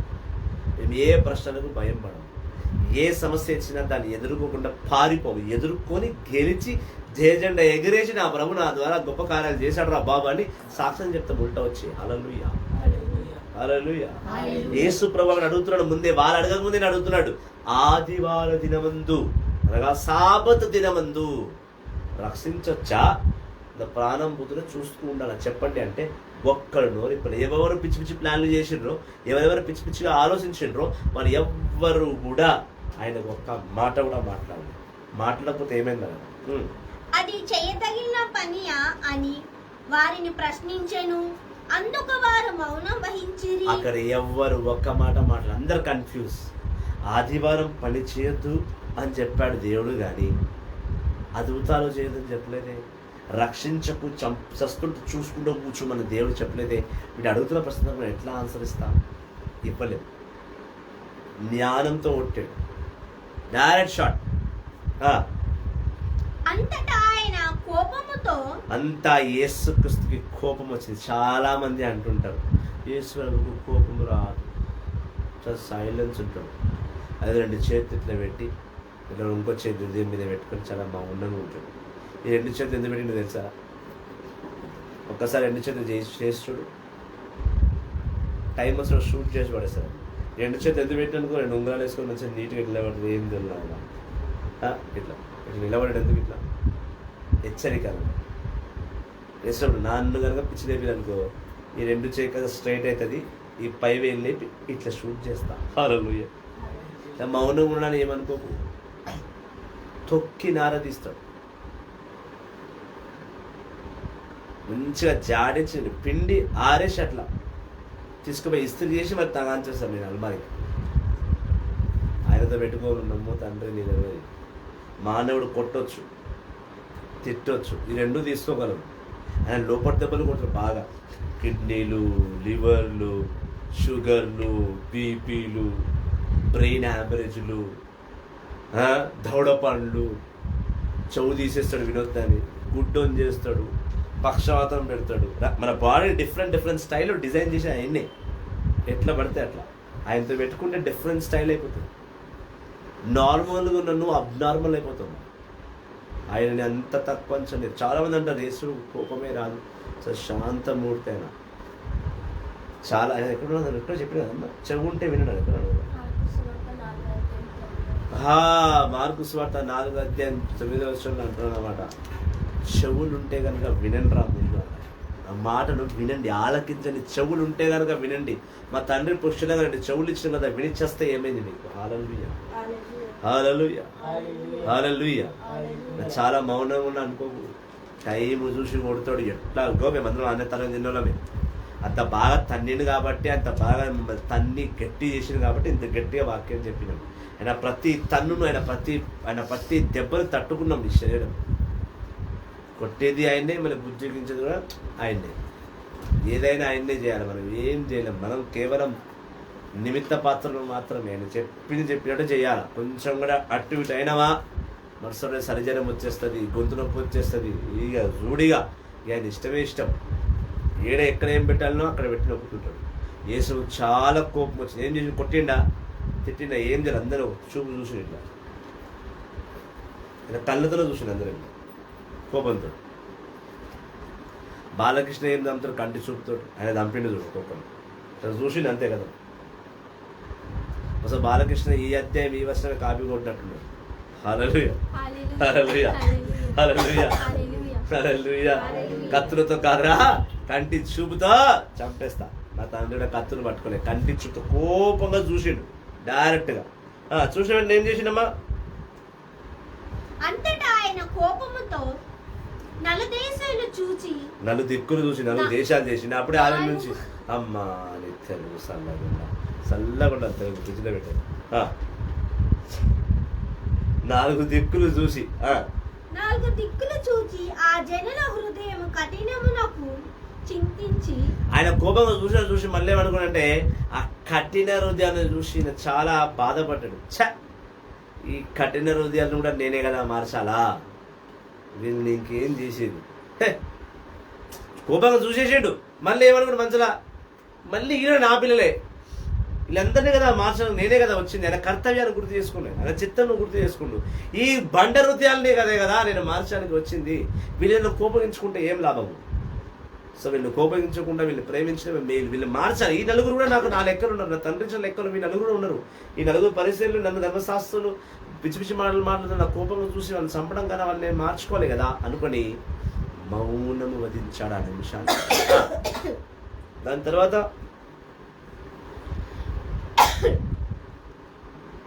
రోగితో నీ చెయ్యి చాపము అనేను.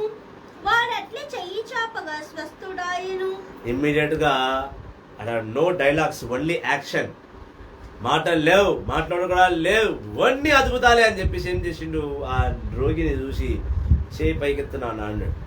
అప్పుడు దాకా పుష్టి చేతిగా ఉన్నవాడు సడన్గా 2 చేతులు ఎత్తిన వెంటనే నువ్వు స్వస్థ పొందుకున్నావు పోవాలి.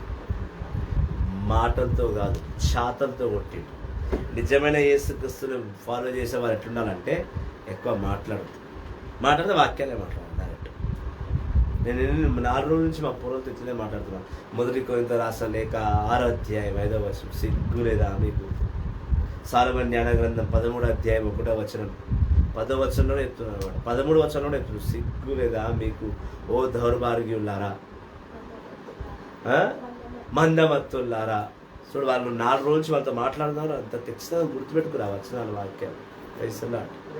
ఇమ్మీడియట్గా అద్భుతం చేసిన వెంటనే ఆ వ్యక్తిని అన్నాడు, పో ప్రభు పేరిట జీవించి. ఇంకా అంతటా పరిసరీయులు వెలుపలకు వచ్చి యేసును చంపుటకు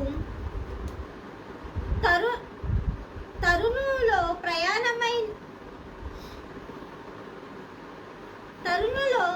ప్రయాణమునకైన హెరోదీయులతో వెంటనే ఆలోచనలు చేసిరి. ఎప్పుడైతే ఇవన్నీ చూస్తారో వాళ్ళ కోపం వచ్చింది. ఆ వ్యక్తులందరూ, ఆ ఫరిసీయులు వాళ్ళందరూ కలిసి హెరోదు రాజు దగ్గరికి వెళ్ళి హెరోదు రాజు మనుషులతో ప్లానింగ్ స్టార్ట్ చేశారు. ఎట్లా యేసు ప్రభుని చంపాలి.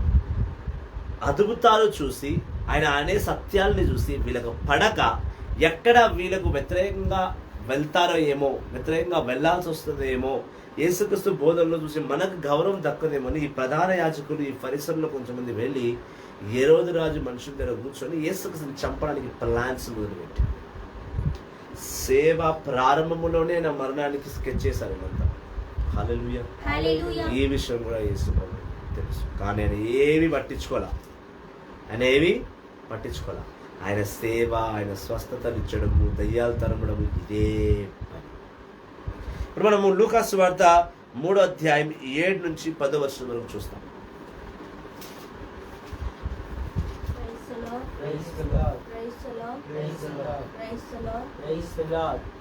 మార్కు సువార్త 3వ అధ్యాయం 7వ వచనం. యేసు తన శిష్యులతో సరస్సు తీరమున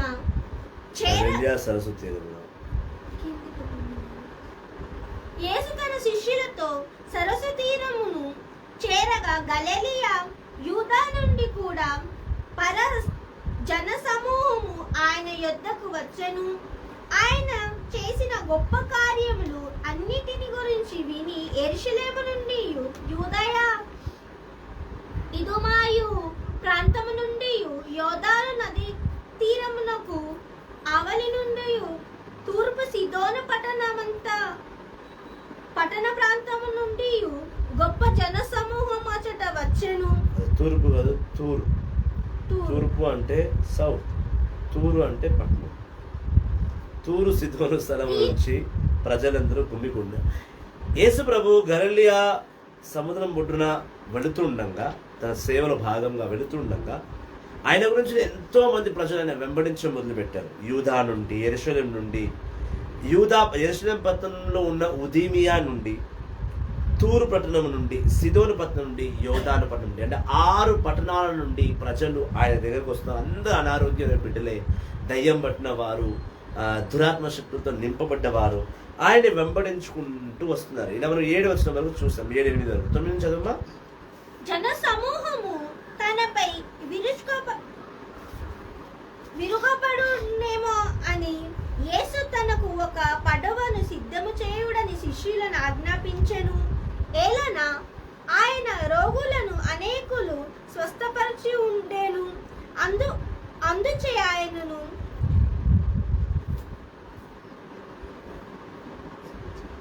సలూసించుటకై రోగులు అనేకులు తక్కిసాలుటచు పై పడుచుండిరి. ఎప్పుడైతే జనాలు చాలా ఎక్కువ మంది అయిపోయారో వీళ్ళు వెంటనే ఏం చేశారు అంటే, యేసు ప్రభు వాళ్ళందరూ చూసి ఇక వాళ్ళ అనారోగ్యం స్వస్థపరచాలి, వీళ్ళందరినీ కూడా బాగు చేయాలి, ఈ ఐడియాతో ఆయన ఏం చేశాడు, ముందుగానే శిష్యులకు మాట చెప్పాడు, ఒక పడవను చూడండి, నేను ఆ పడవలో కూర్చుంటా, ఆ పడవ నీటిలో ఉంటుంది. ఒకవేళ ప్రజలు నా మీదికి వచ్చినా కూడా నన్ను తోస్తే నేను సముద్రంలో పడిపోతానేమో, లేదా సముద్రంలో ఈ వ్యక్తి ఒకడే కూర్చున్నాడు అతని దగ్గరికి వెళ్ళలేమనే భయానికైనా ఈ ప్రజలు నా ముందు రారు. ఇప్పుడు ఈ ప్రజలంతా రావడం అనేది వద్దకు వాక్యం వినడానికి ఎవరు వస్తారు? స్వస్థతకు వస్తున్నారు, లేదా విడుదలకు వస్తున్నారు. దయ్యాలతో విడిపించబడాలి, రోగాలతో స్వస్థపరచాలి. ఆయన ప్లాన్ ఏంటి? వీళ్ళు వచ్చినప్పుడే వీళ్ళని కూర్చోబెట్టి దైవ వాక్యాలను చెప్పాలి, పరలోక రహస్యాలు చెప్పాలి, తన తండ్రి చిత్తం వింటే వాళ్ళకి తెలియపరచాలి. బోధన లేనిదే అద్భుతాలు జరగవు.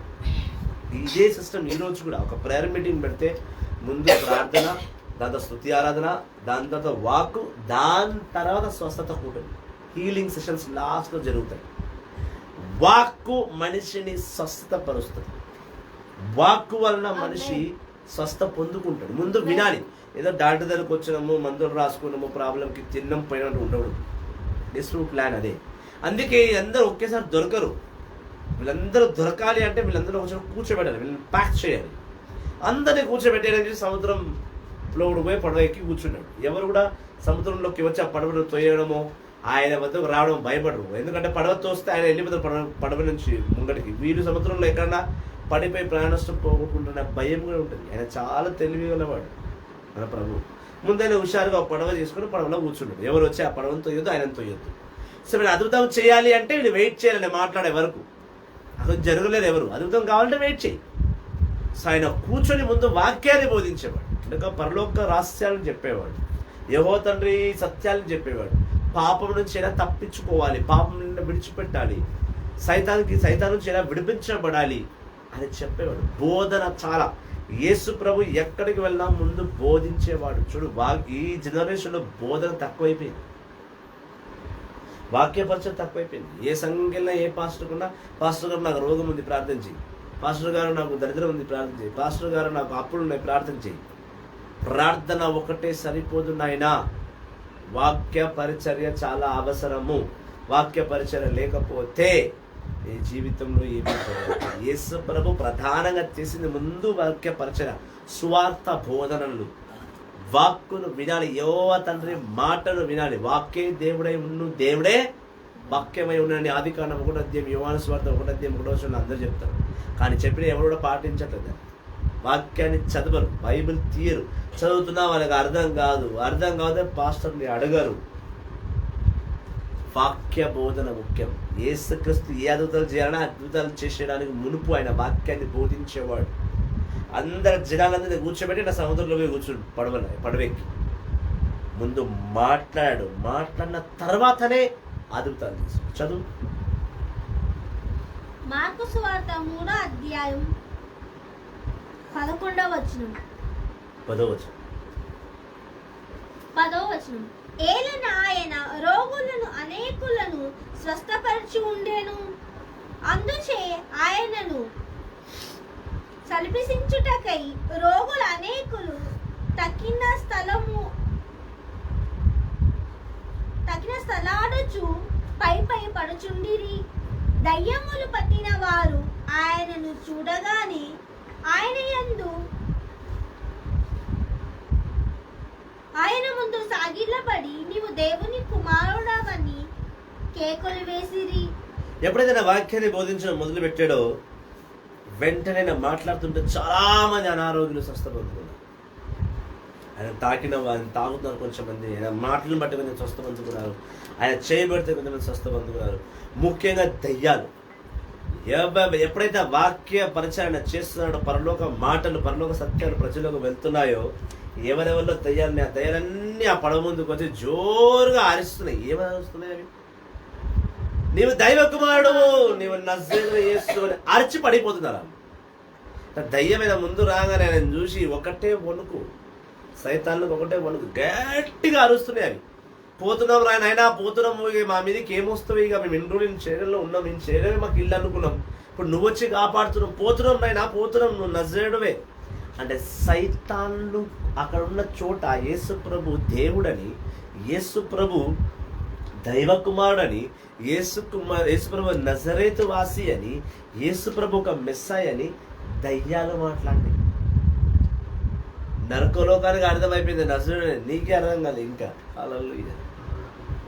కొన్నిసార్లు నేను మనిషిని ఎట్లనే అంటాను, నువ్వు దయ్యానిగా నా మోసం రా బాబు అని. ఎందుకంటే దయ్యం నా ముందు వచ్చి నిలబడదు అనుకో, దాంతో మాట్లాడే 2 నిమిషాల్లో దాన్ని వ్యవహారం చేసి దెబ్బలు కొట్టి ప్రభువాక్యంతో కాల్చి ఎడగొట్టేస్తా. ఈ మానట్లా కాదు కదా. ఒక్కొక్కరు అతను ఎట్లా పుడనుకో 9 సంవత్సరాలు 10 సంవత్సరాలు ఇంకేం మారలా. ఆ దయ్యాలుగా అద్మానమైన వీళ్ళంతా. మానవుడు అంటా ఎవరైతే దేవుని ధిక్కరించుకుంటారో వాళ్ళ గురించి మాట్లాడుతున్నాను. దేవుడు తెలిసినా కూడా పని చేయరు చూసిన వాళ్ళ దయ్యాల కన్నా ఇంకా లీనమైన వాళ్ళు. దయ్యాన్న వచ్చానని చూసి అరిచాను ముందట అరిచి వెళ్ళిపోతే నజరేయుడైన యేసు కుమారా నువ్వు నన్ను తరువులోకి వచ్చినావా, ఎందుకు వచ్చినా నా దగ్గరికి, నేను పోతున్నాను, నన్ను కొట్టకపోతే నేనే వెళ్ళిపోతా, నువ్వు తిట్టకపోతే నేనే వెళ్ళిపోతా, నువ్వు నాకు గద్దించడానికి మునిపోయి వెళ్ళిపోతాను ఆయన, నువ్వంటే నాకు భయము. సాక్ష్యం పలుకుతున్నాయి అవి దయ్యాలు. అదే అంటారు, దయ్యాలు వేదాలు వల్లించినట్టు మీరు కూడా వల్లిస్తున్నారు వేదాలు అంటారు. వేదాలు ఎవడు, దయ్యాలు వేదాలే వల్లిస్తాయి, మేము సత్యాలు వల్లిస్తాం. హల్లెలూయా. దీనికని ఎవడు చెప్పుడు, ఉచ్చాలు రాలిపోతాయి, మధ్య అరిగిపోదు నరుడు చెప్తే దయ్యాలు సాక్ష్యం పలుకుతున్నాయి. దైవ కుమారా, నజరేతా, ఓ యేసు, మెస్సయ్యా, రకరకాల పేరుతో మనల్ని పిలువరు. యేసు ప్రభు, యేసు ప్రభు, యేసు ప్రభు ఒకటే ఉంటుంది అది నోట్ల. ప్రభుని ఎట్లా వర్ణించాలో తర్వాత ఒక భర్త భార్యను వర్ణిస్తాడు, ఇంత ముద్దు బేబీ, షోనా, పండు, చెండు, ముండు, ఏమేమో, బంగారము, ఏంటి, ఇత్తడి. మనం ప్రభుని వర్ణించం, ప్రభుని ప్రేమిస్తానే కదా వర్ణించేది. నువ్వు ఎప్పుడు ప్రేమించచ్చినావు కనుక ఆయనను ప్రేమించడమే. రాజాది రాజాడు, సమాధాన కర్త అయిన, పరలోకానికి భూలోకానికి అధిపతి, దావీదు వంశానికి అధిపతి అయిన, ముల్లోకాలను 3 నిమిషాల్లో అందరిని కట్టగట్టి అలా పక్కన పడే శక్తి యేసులో ఒక్కడికి ఉంది. Hallelujah, hallelujah, hallelujah, hallelujah. Praise the Lord. దయ్యాలు సాక్ష్యం పలుకుతున్నాయి, వామో నువ్వా నాయనా పరలోకం నుండి భూలోకానికి వచ్చినావు, మా రాజ్యం కూర్చొనికి వచ్చినావు, నేను పోతున్నాయి నరకానికి అన్ని, ఒక రుక్కుపోతున్నాయి అన్ని.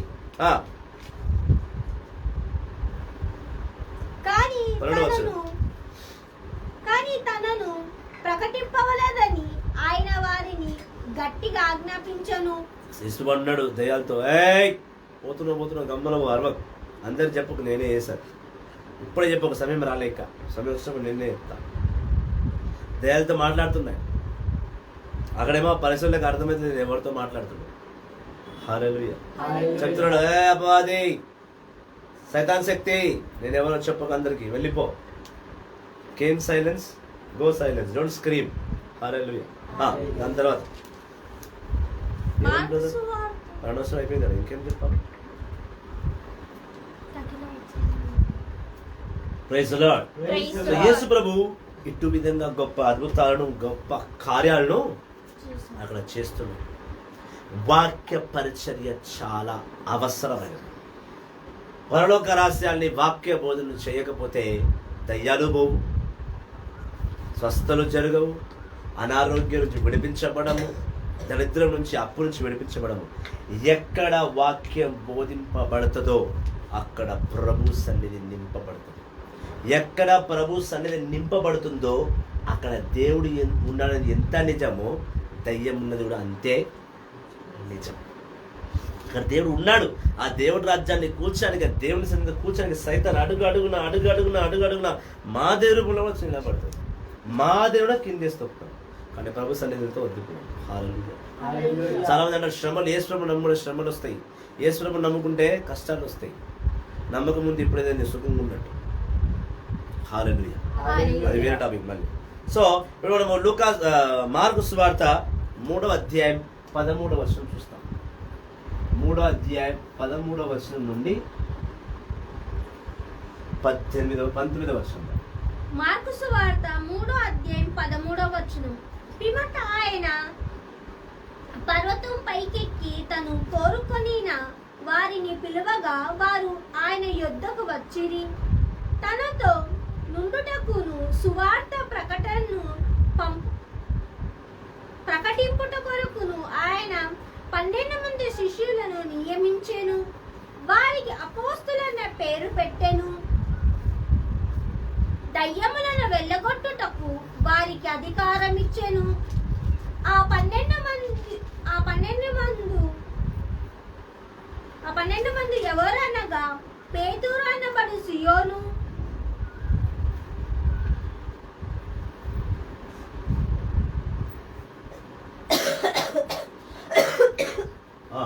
జబెదాయి కుమారుడగు యాకోబు, అతని సోదరుడగు యోహాను. ఆయన వారికి జబెదాయి కుమారుడగు యాకోబు, అతని సోదరుడగు యోహాను.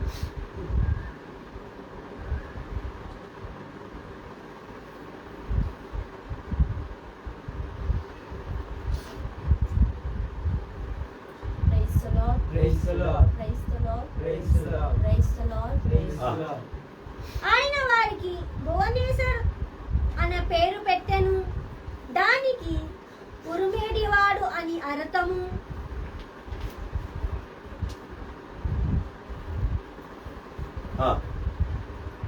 అందేయ, ఫిలిపు, బర్తలోమియ, మత్తాయి, తోమా, అల్ఫీ కుమారుడగు యాకోబు, తదాయి, కానానీయుడగు సియోను, ఆయనను అప్పగించిన యూదా ఇస్కరియోతు.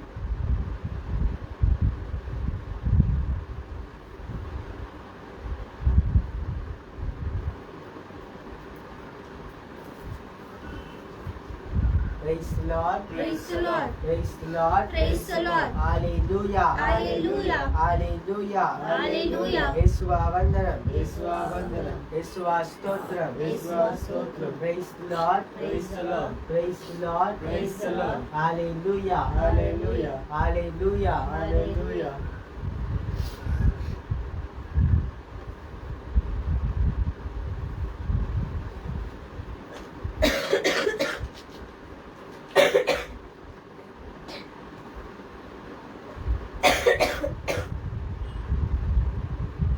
Praise the Lord. Praise the Lord. Praise the Lord. Praise the Lord. Praise the Lord. Praise the Lord. Hallelujah. Hallelujah. Hallelujah. Hallelujah.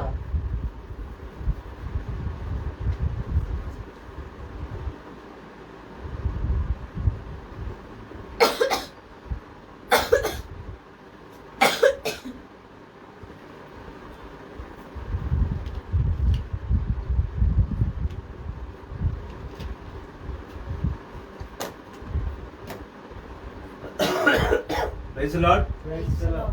ఆయన 12 మంది శిష్యుల్ని ఎన్నుకున్నాడు.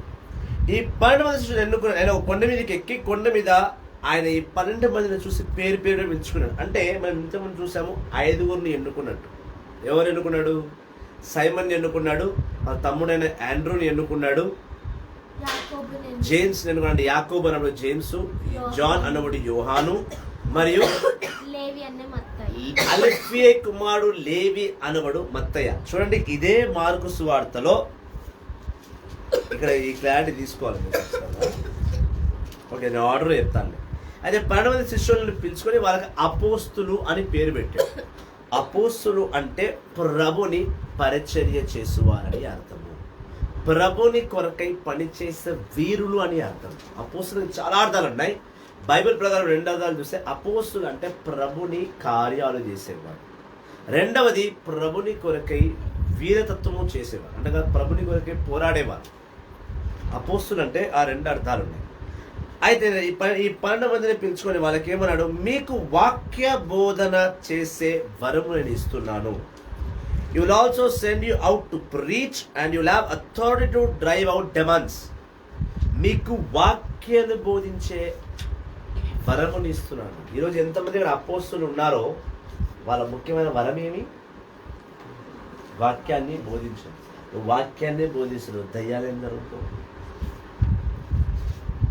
నీకు నెత్తి మీద పరిశుద్ధ ఒలివ తైలంలో పోసి అభిషేకించింది ఎందుకు? అపోస్తులను ఎందుకు పిలుస్తున్నాం? నువ్వు బోధించాలి కాబట్టి. నేను అది చెయ్యట్లా, చాలామంది చేయట్లేదు. బోధన, preaching is very important in life, in apostles life. మీ అందరూ సంఘానికి పనిచేస్తున్నారా అంటే ఆ సంఘంలో మీరు అపోస్తుల్ని మీకు పేరు ఇచ్చాడు, మీ కాపరి, మీ సంఘ కాపరి, మీ ఫాదర్ అని అంటే నువ్వు బోధించండి. నువ్వు శిక్షణ తీసుకొని బోధించండి. బోధించాలంటే ఏది పడితే బోధించడం కాదు, శిక్షణ తీసుకోవాలి. అర్థమైందా?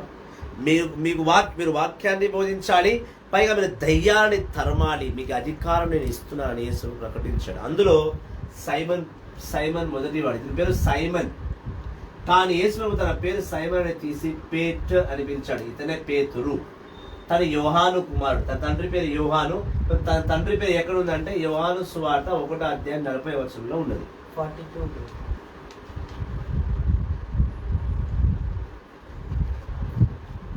40 నుంచి మొదలు, 40 నుంచి 42. Thanks for the correction. Okay, రెండవ వాడు ఈ సైమన్ పేతురుకి ఇంకో తమ్ముడు ఉన్నాడు. ఈ సైమన్ పేతురుకి ఒక తమ్ముడు ఎవరంటే ఈ 4వ ఆయన ఆండ్రూ.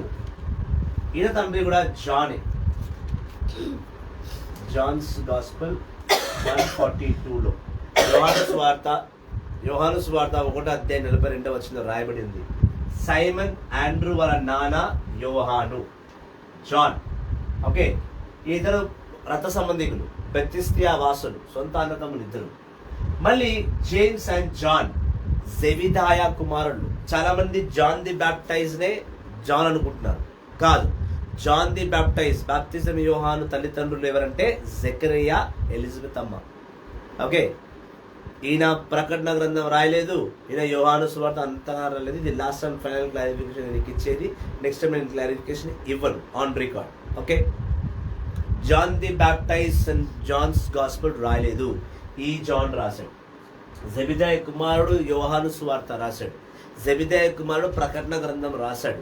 జెబిదాయ కుమారుడు యోహానే మొదటి యోహాను లేక, రెండవ యోహాను లేక, మూడవ యోహాను లేక, పౌలు గారు ఆ యోహానుకు రాసినట్టు గాను, ప్లస్ యోహాను కూడా పౌలుకి ప్రతి ఉత్తరం ఇచ్చినట్టు గాను కొన్ని సాక్ష్యాలు ఉన్నాయి.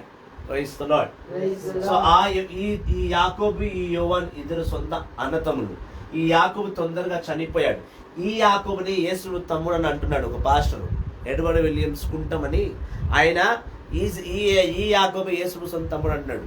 అది కాదు, మళ్ళీ అది వేరే అంశం, కన్ఫ్యూజ్ కావద్దు. జెబిదాయాకు పుట్టినవాడు యాకోబు, యోహాను. క్లారిటీ పెట్టుకోండి. ఈ ఇద్దరు బ్రదర్స్. సైమన్ అనబడు పేతురు, అంజేయ. సైమన్ అనబడు పేతురు, అంజేయ మళ్ళీ సొంత అన్నదమ్ముడు. Okay, Philip. నేను తండ్రి గారి పేరు పెద్దగా రాయబడలేదు. రాయబడిందా ఫిలిప్ నాన్నగారి పేరు? రాయబడిందా?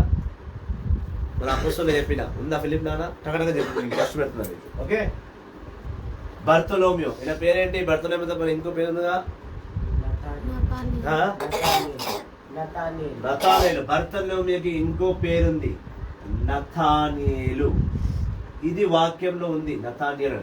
ఓకే, మత్తయి. చూడండి, ఇక్కడే క్లారిటీ ఇస్తాను. మార్కు సువార్త praise the Lord, praise the Lord. యేసయ్యా వందనం, యేసయ్యా స్తోత్రం. మార్కు సువార్త 1:13 లేవి అనే వ్యక్తిని, ఒక సుంకరుని దేవుడు పెంచుకున్నాడు. మనం ధ్యానించాం నిన్నగాక మొన్న. మార్కు సువార్త 1:13 లేవి అనే వ్యక్తిని గురించి మనం ధ్యానించి ఉన్నాము ఆల్రెడీ. ఈ లేవియే ఈ మాథ్యూ. ఇప్పుడు చూడండి, ఇక్కడ ఇదే మార్కు సువార్త 3:13 చూస్తే ఇక లేవి అనే పేరు లేదు. ఆ శిష్యుల లిస్ట్ లో లేవి అని లేదు, మత్తయి అని ఉంది. సో కన్ఫ్యూజ్ కాకండి. మత్తయి, లేవి ఇద్దరు ఒకటే. మత్తయి, లేవి ఈజ్ వన్ పర్సన్. అందుకే మార్కు సువార్త 3 మత్తయి అని రాయబడింది, లేవి అని రాయబడి లేదు. మన పాత ఎపిసోడ్స్ మీరు చూస్తే కదా, నిన్న మొన్న ఎపిసోడ్ మీరు చూస్తే మీకు క్లియర్గా అర్థమవుతుంది. ఓకే, మత్తయి అనే వ్యక్తి, లేవి అనే వ్యక్తి ఒక్కడే. అల్పై కుమారుడు. మీరు మా మత్తయి సువార్త 9వ అధ్యాయంలో వెళ్ళి చూస్తే అక్కడ మత్తయి అని రాయబడింది, లేవి కుమారుడు అని రాయబడినది. ఈ ఇద్దరు అన్నతమ్ములు కాదు, ఒకే వ్యక్తికి రెండు పేర్లు, మత్తయి, లేవి. ఎలా అయితే నా బాప్టిజం నేమ్ ఏ అరుల్ ఫ్రాన్సిస్, కానీ నాకు బాగా పేరుతో ఫేమస్ అయింది బ్రదర్ రాజు అని. బ్రదర్ రాజు అన్న పలుకుతా, అరుల్ ఫ్రాన్స్ అన్న పలుకుతా. అట్లా మత్తయి, లేవి ఒక్కడే. థామస్ ఏదో తెలుసు కదా, యేసుక్రీస్తు అనుమానించిన వ్యక్తి థామస్. నెక్స్ట్ జేమ్స్, ఇతను కూడా అల్ఫై కుమారుడు. సో కొన్ని చోట్ల యాకోబు అనగా జేమ్స్ అల్ఫై కుమారుడు అంటే ఇతను మళ్ళీ మాథ్యూ వాళ్ళ తమ్ముడు అని అనుకుంటారు. కాదు, మాథ్యూ అల్ఫై కుమారుడు వేరు, జేమ్స్ అల్ఫై కుమారుడు వేరు. ఈ ఇద్దరికి వేరే చరిత్ర ఉంది. నేను ఆల్రెడీ నా యూట్యూబ్ ఛానల్లో డిసైపుల్స్ 12 అపోస్తులు 12 డిసైపుల్స్ జీవిత చరిత్రను నేను ఒక 3 days వర్క్ చేసి బోధించి పెట్టాను. అందులో చూస్తే మీకు ఇన్ఫర్మేషన్ ఈజీగా దొరికిపోతుంది. సో ఇతను మత్తయి అల్ఫై కుమారుడు, యాకోబు అల్ఫై కుమారుడు. అంటే ఈ మత్తయి, యాకోబు సొంత అన్నతమ్ములని అనుకోవద్దు. ఈయన వేరు, ఆయన వేరు. ఓకే, దాని తర్వాత 10ది తదుసు అనగా ఇప్పుడు మీరు పిలువబడుతున్న saint Jude, Jude. Saint Jude ఉన్నాడు కదా, మన రోమన్ క్యాథలిక్ చర్చ్ లో సెయింట్ జూడ్ చాలా ఫేమస్. ఆయననే ఈయన టైటస్. ఇంకొక సైమన్ ద పాట్రిట్. ఈ సైమన్ వేరే, మళ్ళీ ఈ పైన సైమన్ వేరే సైమన్. ఇద్దరు వేరు. ఇతను యోహాను కుమారుడు, ఇతను వేరు. ఓకే, యూదాస్, మీ అందరూ తెలుసు యేసుక్రీస్తుని పట్టించిన వాడు యూదాస్. సో ఇలా 12 మందిని ఎన్నుకున్నాడు దేవుడు. 12 మంది శిష్యులు. క్లారిటీ వచ్చిందా? మత్తయి వేరు కదా, లేవి వేరు కదా, యోహాను జెబెదయి కుమారుడు వేరు కదా, జాన్ ది బాప్టిస్ట్ వేరు కదా, సైమన్ పేతురు వేరేనా, కిందలో సైమన్ వేరేనా? కన్ఫ్యూజన్ లేదు కదా? క్లారిటీగా అర్థమైందా? నెక్స్ట్ వెళ్దాం. Praise the Lord, Praise the Lord. Praise the Lord. Praise the Lord. అర్థమైందా? చిల్డ్రన్స్ లాస్ట్ కదా మొత్తం స్పెల్స్ రైటింగ్ రబ్ చేసేయాలా? చలో, ఇప్పుడు మార్కు సువార్త 3వ అధ్యాయము 20వ వచనం నుంచి మనం ధ్యానిస్తాం. రాసావా? చదువు. మార్కు సువార్త 3వ అధ్యాయం 20వ వచనం. వారు ఇటుల చేరగాని తిరిగి జన సమూహము గుమిగూడి ఉన్నందున భోజనము చేయుటకైనాను వారికి వీలు పడలేదు. ఆయన కుటుంబ సభ్యులు ఆ విషయమును విని ఆయనకు మతి చెల్లించినదని ప్రజలు పలుకుచుండుటచే ఆయనను అచట నుండి తీసుకొని వెళ్ళుటకు వచ్చిరి. యెరూషలేము నుండి వచ్చిన ధర్మశాస్త్ర బోధకులు ఆయనకు వేల జబ్బులు పట్టినదని అనిరి. పిశాచములు అధిపతి సహాయమున ఆయన దయ్యములను 20-21 చెప్పి 20-21 చదువు. మార్కు సువార్త 3వ అధ్యాయము 20-21 రెండే చదువు. వారు ఇటులా చేరగానే తిరిగి జన సమూహము గుమిగూడి ఉన్నందున భోజనము చేయుటకైనాను వారికి వీలు పడలేదు. ఆయన కుటుంబ సభ్యులు ఆ విషయమును విని ఆయనకు మతి చెల్లించినదని ప్రజలు పలుకుచుండుటచే ఆయన ఇక్కడ యేసు ప్రభు తన సొంత ఇంటికి, తన ప్రాంతానికి వస్తున్నాడు తన శిష్యులతో. 12 మంది శిష్యులు ఉన్నారు. ఈ 12 మంది శిష్యులతో వస్తూ ఉంటే చాలా మంది ప్రజలు యేసు ప్రభు గురించి, తన శిష్యుల గురించి మాట్లాడడం మొదలుపెట్టారు. కొంచెం మంది ఆయన స్వస్థపరుస్తారని, కొంచెం మంది ఆయన సత్యాలు మాట్లాడుతున్నారని, కొంచెం మంది ఆయన గొప్పవాడని, మరి కొంచెం మంది అయితే పిచ్చిగా ఆయన పిచ్చోడని కూడా అన్నారు. ఎవరన్నారో తెలుసా? 21 వచ్చిన చదువు. యేసు ప్రభు తన శిష్యులకి తినడానికి కూడా టైం లేదు, అంత బిజీ అయిపోయారు ఇద్దరు. తినడానికి టైం లేదు. నదిగా చెప్పిన ఒకరోజు ఇట్లాంటి దినం తీసుకొస్తారు, తినడానికి టైం ఉంది, కూర్చోడానికి టైం ఉంది, పరిగెత్తిస్తాను అంతా. చెప్పానా లేదా? పరిగెత్తించానా? తినడానికి అవకాశం ఇచ్చినా నేను? ఇయ్యలే. Once you start preaching about God, you'll be so busy that you don't have time to eat, because the world wants you. ఈ ప్రపంచాన్ని నువ్వు కావాలి. ఫస్ట్ ఆఫ్ ఆల్ నువ్వు పరిచయం అవ్వాలి ప్రపంచాన్ని. నేను దైవ బిడ్డను, నేను దేవుని సేవకుని, యేసుని బిడ్డను పరిచయం అయితే కనుక ఈ ప్రజల్లో ఎంత కష్టాలు ఉన్నాయంటే, ఈ ప్రజల్లో ఎంత బాధ ఉందంటే, ఎంత దీన స్థితిలో వీళ్ళు ఉన్నారు అంటే, వీళ్ళకి ప్రభు అవసరం, ప్రభు శిష్యుల అవసరం, ప్రభుని పేరుట అద్భుతాలు చేసే గొప్ప వీరులు, అద్భుత కార్యాలు చేసే గొప్ప సేవకుల అవసరం. నువ్వు ప్రపంచానికి పరిచయం కానంత వరకు నువ్వు ఎవరో తెలియదు. నువ్వు పరిచయం అయ్యావనుకో నీ వెంటనే తిరుగుతున్నావు. ప్రతి గృహము, అనారోగ్యం లేని గృహం ఉందా? అప్పు లేని ఇల్లుందా? కొట్లాడలేని గడప ఉందా? నిందలు లేని మానవుడు ఉన్నాడా? కష్టము లేని ప్రాణి ఉన్నదా? ఈ సమస్త సృష్టిలో ప్రతి మానవుడికి సత్యమైన దేవుడు కావాలి, సత్యమైన అద్భుతాలు జరగాలి, సత్యమైన బోధనలు పలకాలి. బోధన అవసరం. అందుకే దాంతో దేవుడు లాస్ట్ ఇయర్ కరోనా టైంలో మాట్లాడాడు, the world is wounded because the world doesn't have the word. ఈ ప్రపంచం గాయపడి ఉన్నది. ఈ గాయపడ్డ ప్రపంచానికి దేవుని వాక్ అవసరం. దేవుని వాక్ లేకపోతే ఈ మానవులు బ్రతకలేరు. ప్రపంచానికి వాక్ అవసరం. నా వాదన ప్రతి ఒక్కరితో ఇదే, నా విన్నపం కూడా ప్రతి ఒక్కరితో ఇదే. ఇంటి నుంచి ఒక్కొక్కడు సేవకుడుగా బయలుదేరండి. ప్రతిదీ డబ్బుతో చూడకూడదు, వెలకట్టకూడదు. ప్రభు సేవను, ప్రభు సన్నిధిని వెలకట్టే అర్హత ఎవడికినూ లేదు. యేసుప్రభు శిష్యులు ఎంత బిజీ అయిపోయారంటే తినడానికి టైం లేదు. అప్పుడు ఏమైంది? 1వ వచనం చూస్తాం. ఆయన కుటుంబ సభ్యులు ఆయన కుటుంబ సభ్యుల ఆల కుటుంబ సభ్యుల ఆయన కుటుంబ సభ్యులు ఎవరు కుటుంబ సభ్యులు? యేసుప్రభు కుటుంబ సభ్యుల ఆ 12 మంది శిష్యుల యేసుప్రభు 12 కుటుంబ సభ్యుల. ఇక్కడ ఎందుకు ఈ మాటను ఎత్తుకున్నాను అంటే, చాలా మంది యేసుప్రభు కుటుంబానికి యేసుప్రభు కుటుంబం యేసుప్రభుని వ్యతిరేకించింది అంటారు. యేసుప్రభు కుటుంబంలో ఎంతమంది ఉన్నారు? యోసేపు, మరియ తల్లి, యేసు. యోసేపు ఎప్పుడైతే మరియ తల్లిని ఎంగేజ్మెంట్ విరగొట్టుకుందాం అనుకున్నాడో, మత్తయి సువార్త 1:18లో దేవదూత వచ్చి యేసేపుతో మాట్లాడి, లేదు నువ్వు మరియ తల్లిని పెళ్లి చేసుకోవాలి, ఆయనకు పరిశుద్ధాత్మ ద్వారా దేవకుమారుడు జన్మిస్తానని సందేశం గబ్రియలు దూత యోసేపుకి ఇవ్వడం జరిగింది. అదే మరియ తల్లికి వెళ్ళి అదే గబ్రియలు దూత సందేశం ఇచ్చి ఆయనకు కూడా యేసు ఎందుకు పుట్టినారో తెలుసు. తల్లిదండ్రులు ఇద్దరికి యేసుక్రీస్తు గురించి క్లారిటీ ఉంది. మళ్ళీ ఏ కుటుంబ సభ్యులు వచ్చి యేసుక్రీస్తుని మీద కోపంగా ఉన్నారు? ఏ కుటుంబ సభ్యులు?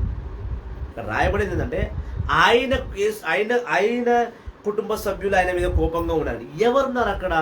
యోసేపు, మరియ తల్లి తప్ప ఇంకెవరున్నారు ఆయనకి? ఇక్కడ ఈ వచనం అర్థం కాని కొన్ని చవట దద్దమ్మలు పేరు పెట్టి మరి చెప్తా. ఎడ్వర్డ్ విలియమ్స్ కుంటం, వికేఆర్ మూర్తి, జ్ఞాన ప్రకాష్, రుచిత, ఇలాంటి అజ్ఞానులు ఉన్నారు. వీళ్ళేమనంటే ఈ వచనాన్ని బట్టి యేసుప్రభుకి కుటుంబం ఉంది అంటే, యేసుప్రభు తర్వాత మరియమాతకు, యోసేపుకి ఇంకా చాలా మంది సెక్సువల్ రిలేషన్షిప్ జరిగింది, ఇద్దరి మధ్య శారీరక పాపం జరిగి పిల్లలు పుట్టారు. ఆ కుటుంబం యేసుక్రీస్తుకు వ్యతిరేకంగా ఉంది. ఓ మందమత్తులారా, సర్ప సంతానాలారా, సిగ్గులేదా మీకు? దేవుని ద్వేషిస్తున్నారే, దేవుని నిందలు పెడుతున్నారు, మీకు సిగ్గుందా? అక్కడ యేసుక్రీస్తు క్లారిటీ ఉంది ఆయన కుటుంబం గురించి. అలా కుటుంబంలో ఉన్న తన తండ్రి అయిన యోసేపు, తన తల్లి అయిన మరియ తల్లిని తెలుసు. ఆయన ఒక ప్రణాళిక మీద భూలోకానికి వచ్చాడు, ఆయన ఆ కార్యమే చేస్తున్నాడని తెలుసు వాళ్ళకి. అందుకే వాళ్ళిద్దరు ఈయన వెంబడించలేడు, వదిలేసారు ఆయన. నువ్వు సేవ నిమిత్తం పో బాబు, నీ పని నువ్వు చేసుకో, నీ పని మేమంటున్నాము. వాళ్ళ గృహమందు వాళ్ళ పనులు చేసుకుంటారు, ప్రార్థనలు అవి చేసుకుంటున్నారు. ఇక్కడ శిష్యుల కుటుంబాల కోపం వస్తుంది, అనగా సైమన్, పేతురు, ఆండ్రూ తండ్రి అయిన యోహాను కోపం వస్తుంది, యాకోబు యోహాను తండ్రి అయిన జెబెదాయి కోపం వస్తుంది, మత్తయి వాళ్ళ తండ్రి అల్ఫై, వీ కుటుంబాలకు కోపం వస్తుంది. ఏమని? 7 దయ్యాలు ధరుముతున్నారంట, తినని కూడా టైం లేదు, తింటే కాదా ఆరోగ్యం ఏమవుతుంది, ఇట్లాంటి మాటలు మాట్లాడి వీళ్ళకి ఏదో పిచ్చి పట్టింది, వీళ్ళు ఎవరి మాట వింటట్లేరు, వీళ్ళు కూర్చోట్లేరు, తింటలేరు, పంటలేరు, తిరుగుతున్నారు. ఇప్పుడు నీ ఇంట్లో నీ కొడుకు, నీ కూతురు నీ మాట వినకుండా చెప్పక బయట ఫ్రెండ్స్తో తిరుగుతుంది అనుకో, బాగా అలవాట్లకు అయ్యింది అనుకో, ఏదో చెడు కారణం, నువ్వేమంటావు? ఎంత చెప్పినా ఇంట్లో అది పిచ్చిది అయిపోయింది, అది దాన్ని ఎవడో ఆపెట్టట్లేదు అని అనవా? అంటమానవా? ఇక్కడ వీళ్ళు మంచి కార్యాలు చేస్తున్నారు, వీళ్ళు పిచ్చోని పేరు ఇచ్చారు. ప్రజలకి తెలియదు నీకు ఏం గుర్తింపు ఇవ్వాలి, పిచ్చోలనే అంటారు.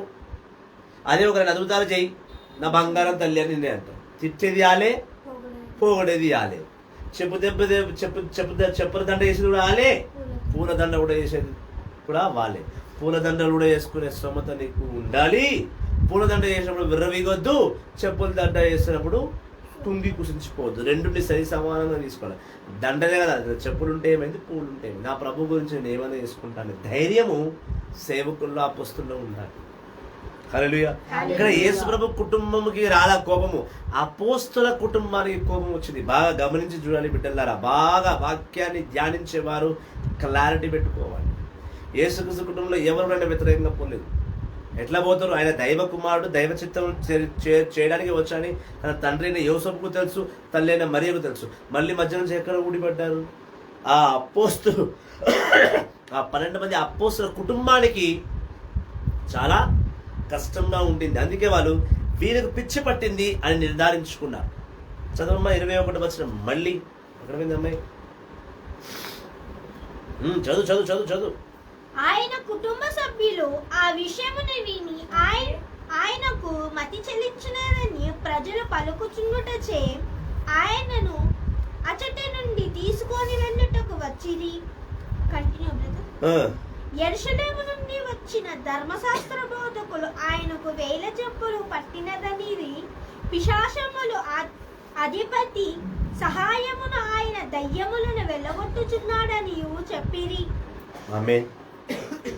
ప్రజలు ఆయన ప్రజలకి పిచ్చి పట్టింది అనే కుటుంబ సభ్యులు ప్రజలు చెప్తున్నారని ఆ 12 అపోస్తలుల కుటుంబ సభ్యులు అనుకుంటున్నారు. యేసు ప్రభు తల్లిదండ్రులు ఎప్పుడు ఆ మాట అనుకునేందుకు ఛాన్సెస్ లేదు. అక్కడ క్లియర్గా రాయబడింది 21 వాళ్ళ కుటుంబ సభ్యులు ప్రజలు అన్నారంట వీళ్ళకి పిచ్చి పట్టిందని. దాన్ని ఈ కుటుంబ సభ్యులు విన్నారట. మరియ తల్లి ఎట్లా యేసుడు పిచ్చోండి అంటది? మరియ తల్లి తెలుసు యేసుప్రభు ప్రణాళిక ఏంటో, యోసేపుకి తెలుసు యేసుప్రభు ప్రణాళిక ఏంటో. వాళ్ళు ఎట్లా అనగలుగుతారు యేసుప్రభు పిచ్చి పట్టిందని? ఇక ప్రజల్లో యేసు పిచ్చి పట్టిందని అని ఉంటే వాళ్ళ అమ్మనాన్న ఎట్లా ఒప్పుకుంటారు దాన్ని? ఒకవేళ విన్నట్టే ఉంటారు, ఎందుకంటే వారిద్దరికీ తెలుసు దైవ కార్యం అంటే ఏమిటో. ఈ అపోస్తుల తల్లిదండ్రులకు, అపోస్తుల కుటుంబం 12 మంది అపోస్తుల కుటుంబాలకు తెలియదు కాబట్టి వీళ్ళు ఏమైనా ప్రజల మాట విని ఆందోళన చెందే అవకాశం ఉండిందేమో అక్కడ. కానీ యేసు కుటుంబంలో మాత్రం ఎవడ కలత చెందలేదు, ఎవడ ఆలోచించలేదు, ఎవరు మాట్లాడలేదు. ఎందుకంటే they know what was the purpose of Jesus. యేసుక్రీస్తు భూలోకానికి రావడానికి ముఖ్య ఉద్దేశం ఏంటో మరియ తల్లికి తెలుసు, యోసేపుకి తెలుసు, యోసేపు గారికి తెలుసు. ఇద్దరు కూడా యేసుప్రభుని పిచ్చోడు అని అనడానికి, ప్రజలు యేసుప్రభు పిచ్చోడు అని అంటుంటే అది విని బాధపడడానికి ఛాన్సే లేదు. మనము లూకా సువార్తను బట్టి చూస్తే, మత్తయి సువార్త, యోహాను సువార్త, మార్కు సువార్తను బట్టి చూస్తే వివరణ పెట్టుకోవాలి బాగా.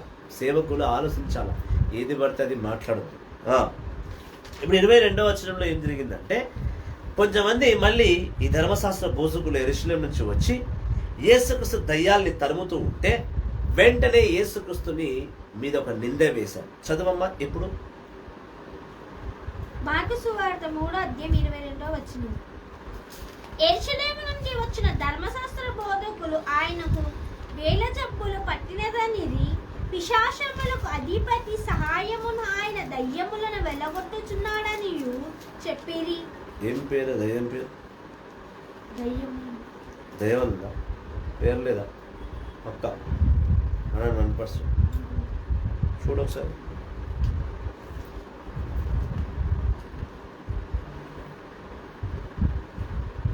ఈ గ్యాప్లో మనం దేవుని స్తుతించవచ్చు.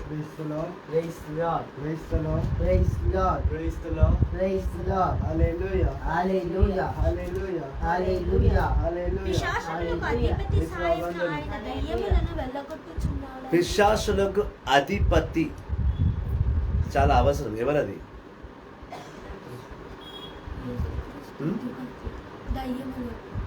పేరు? దయ్యం ఒక పేరుందా? మార్కు సువార్త 3:23. అప్పుడు ఆయన వారులను చేరబిలిచి ఉపమానములతో ఇట్లా నేను, సాతానును ఎటులా వెడలగొట్టును.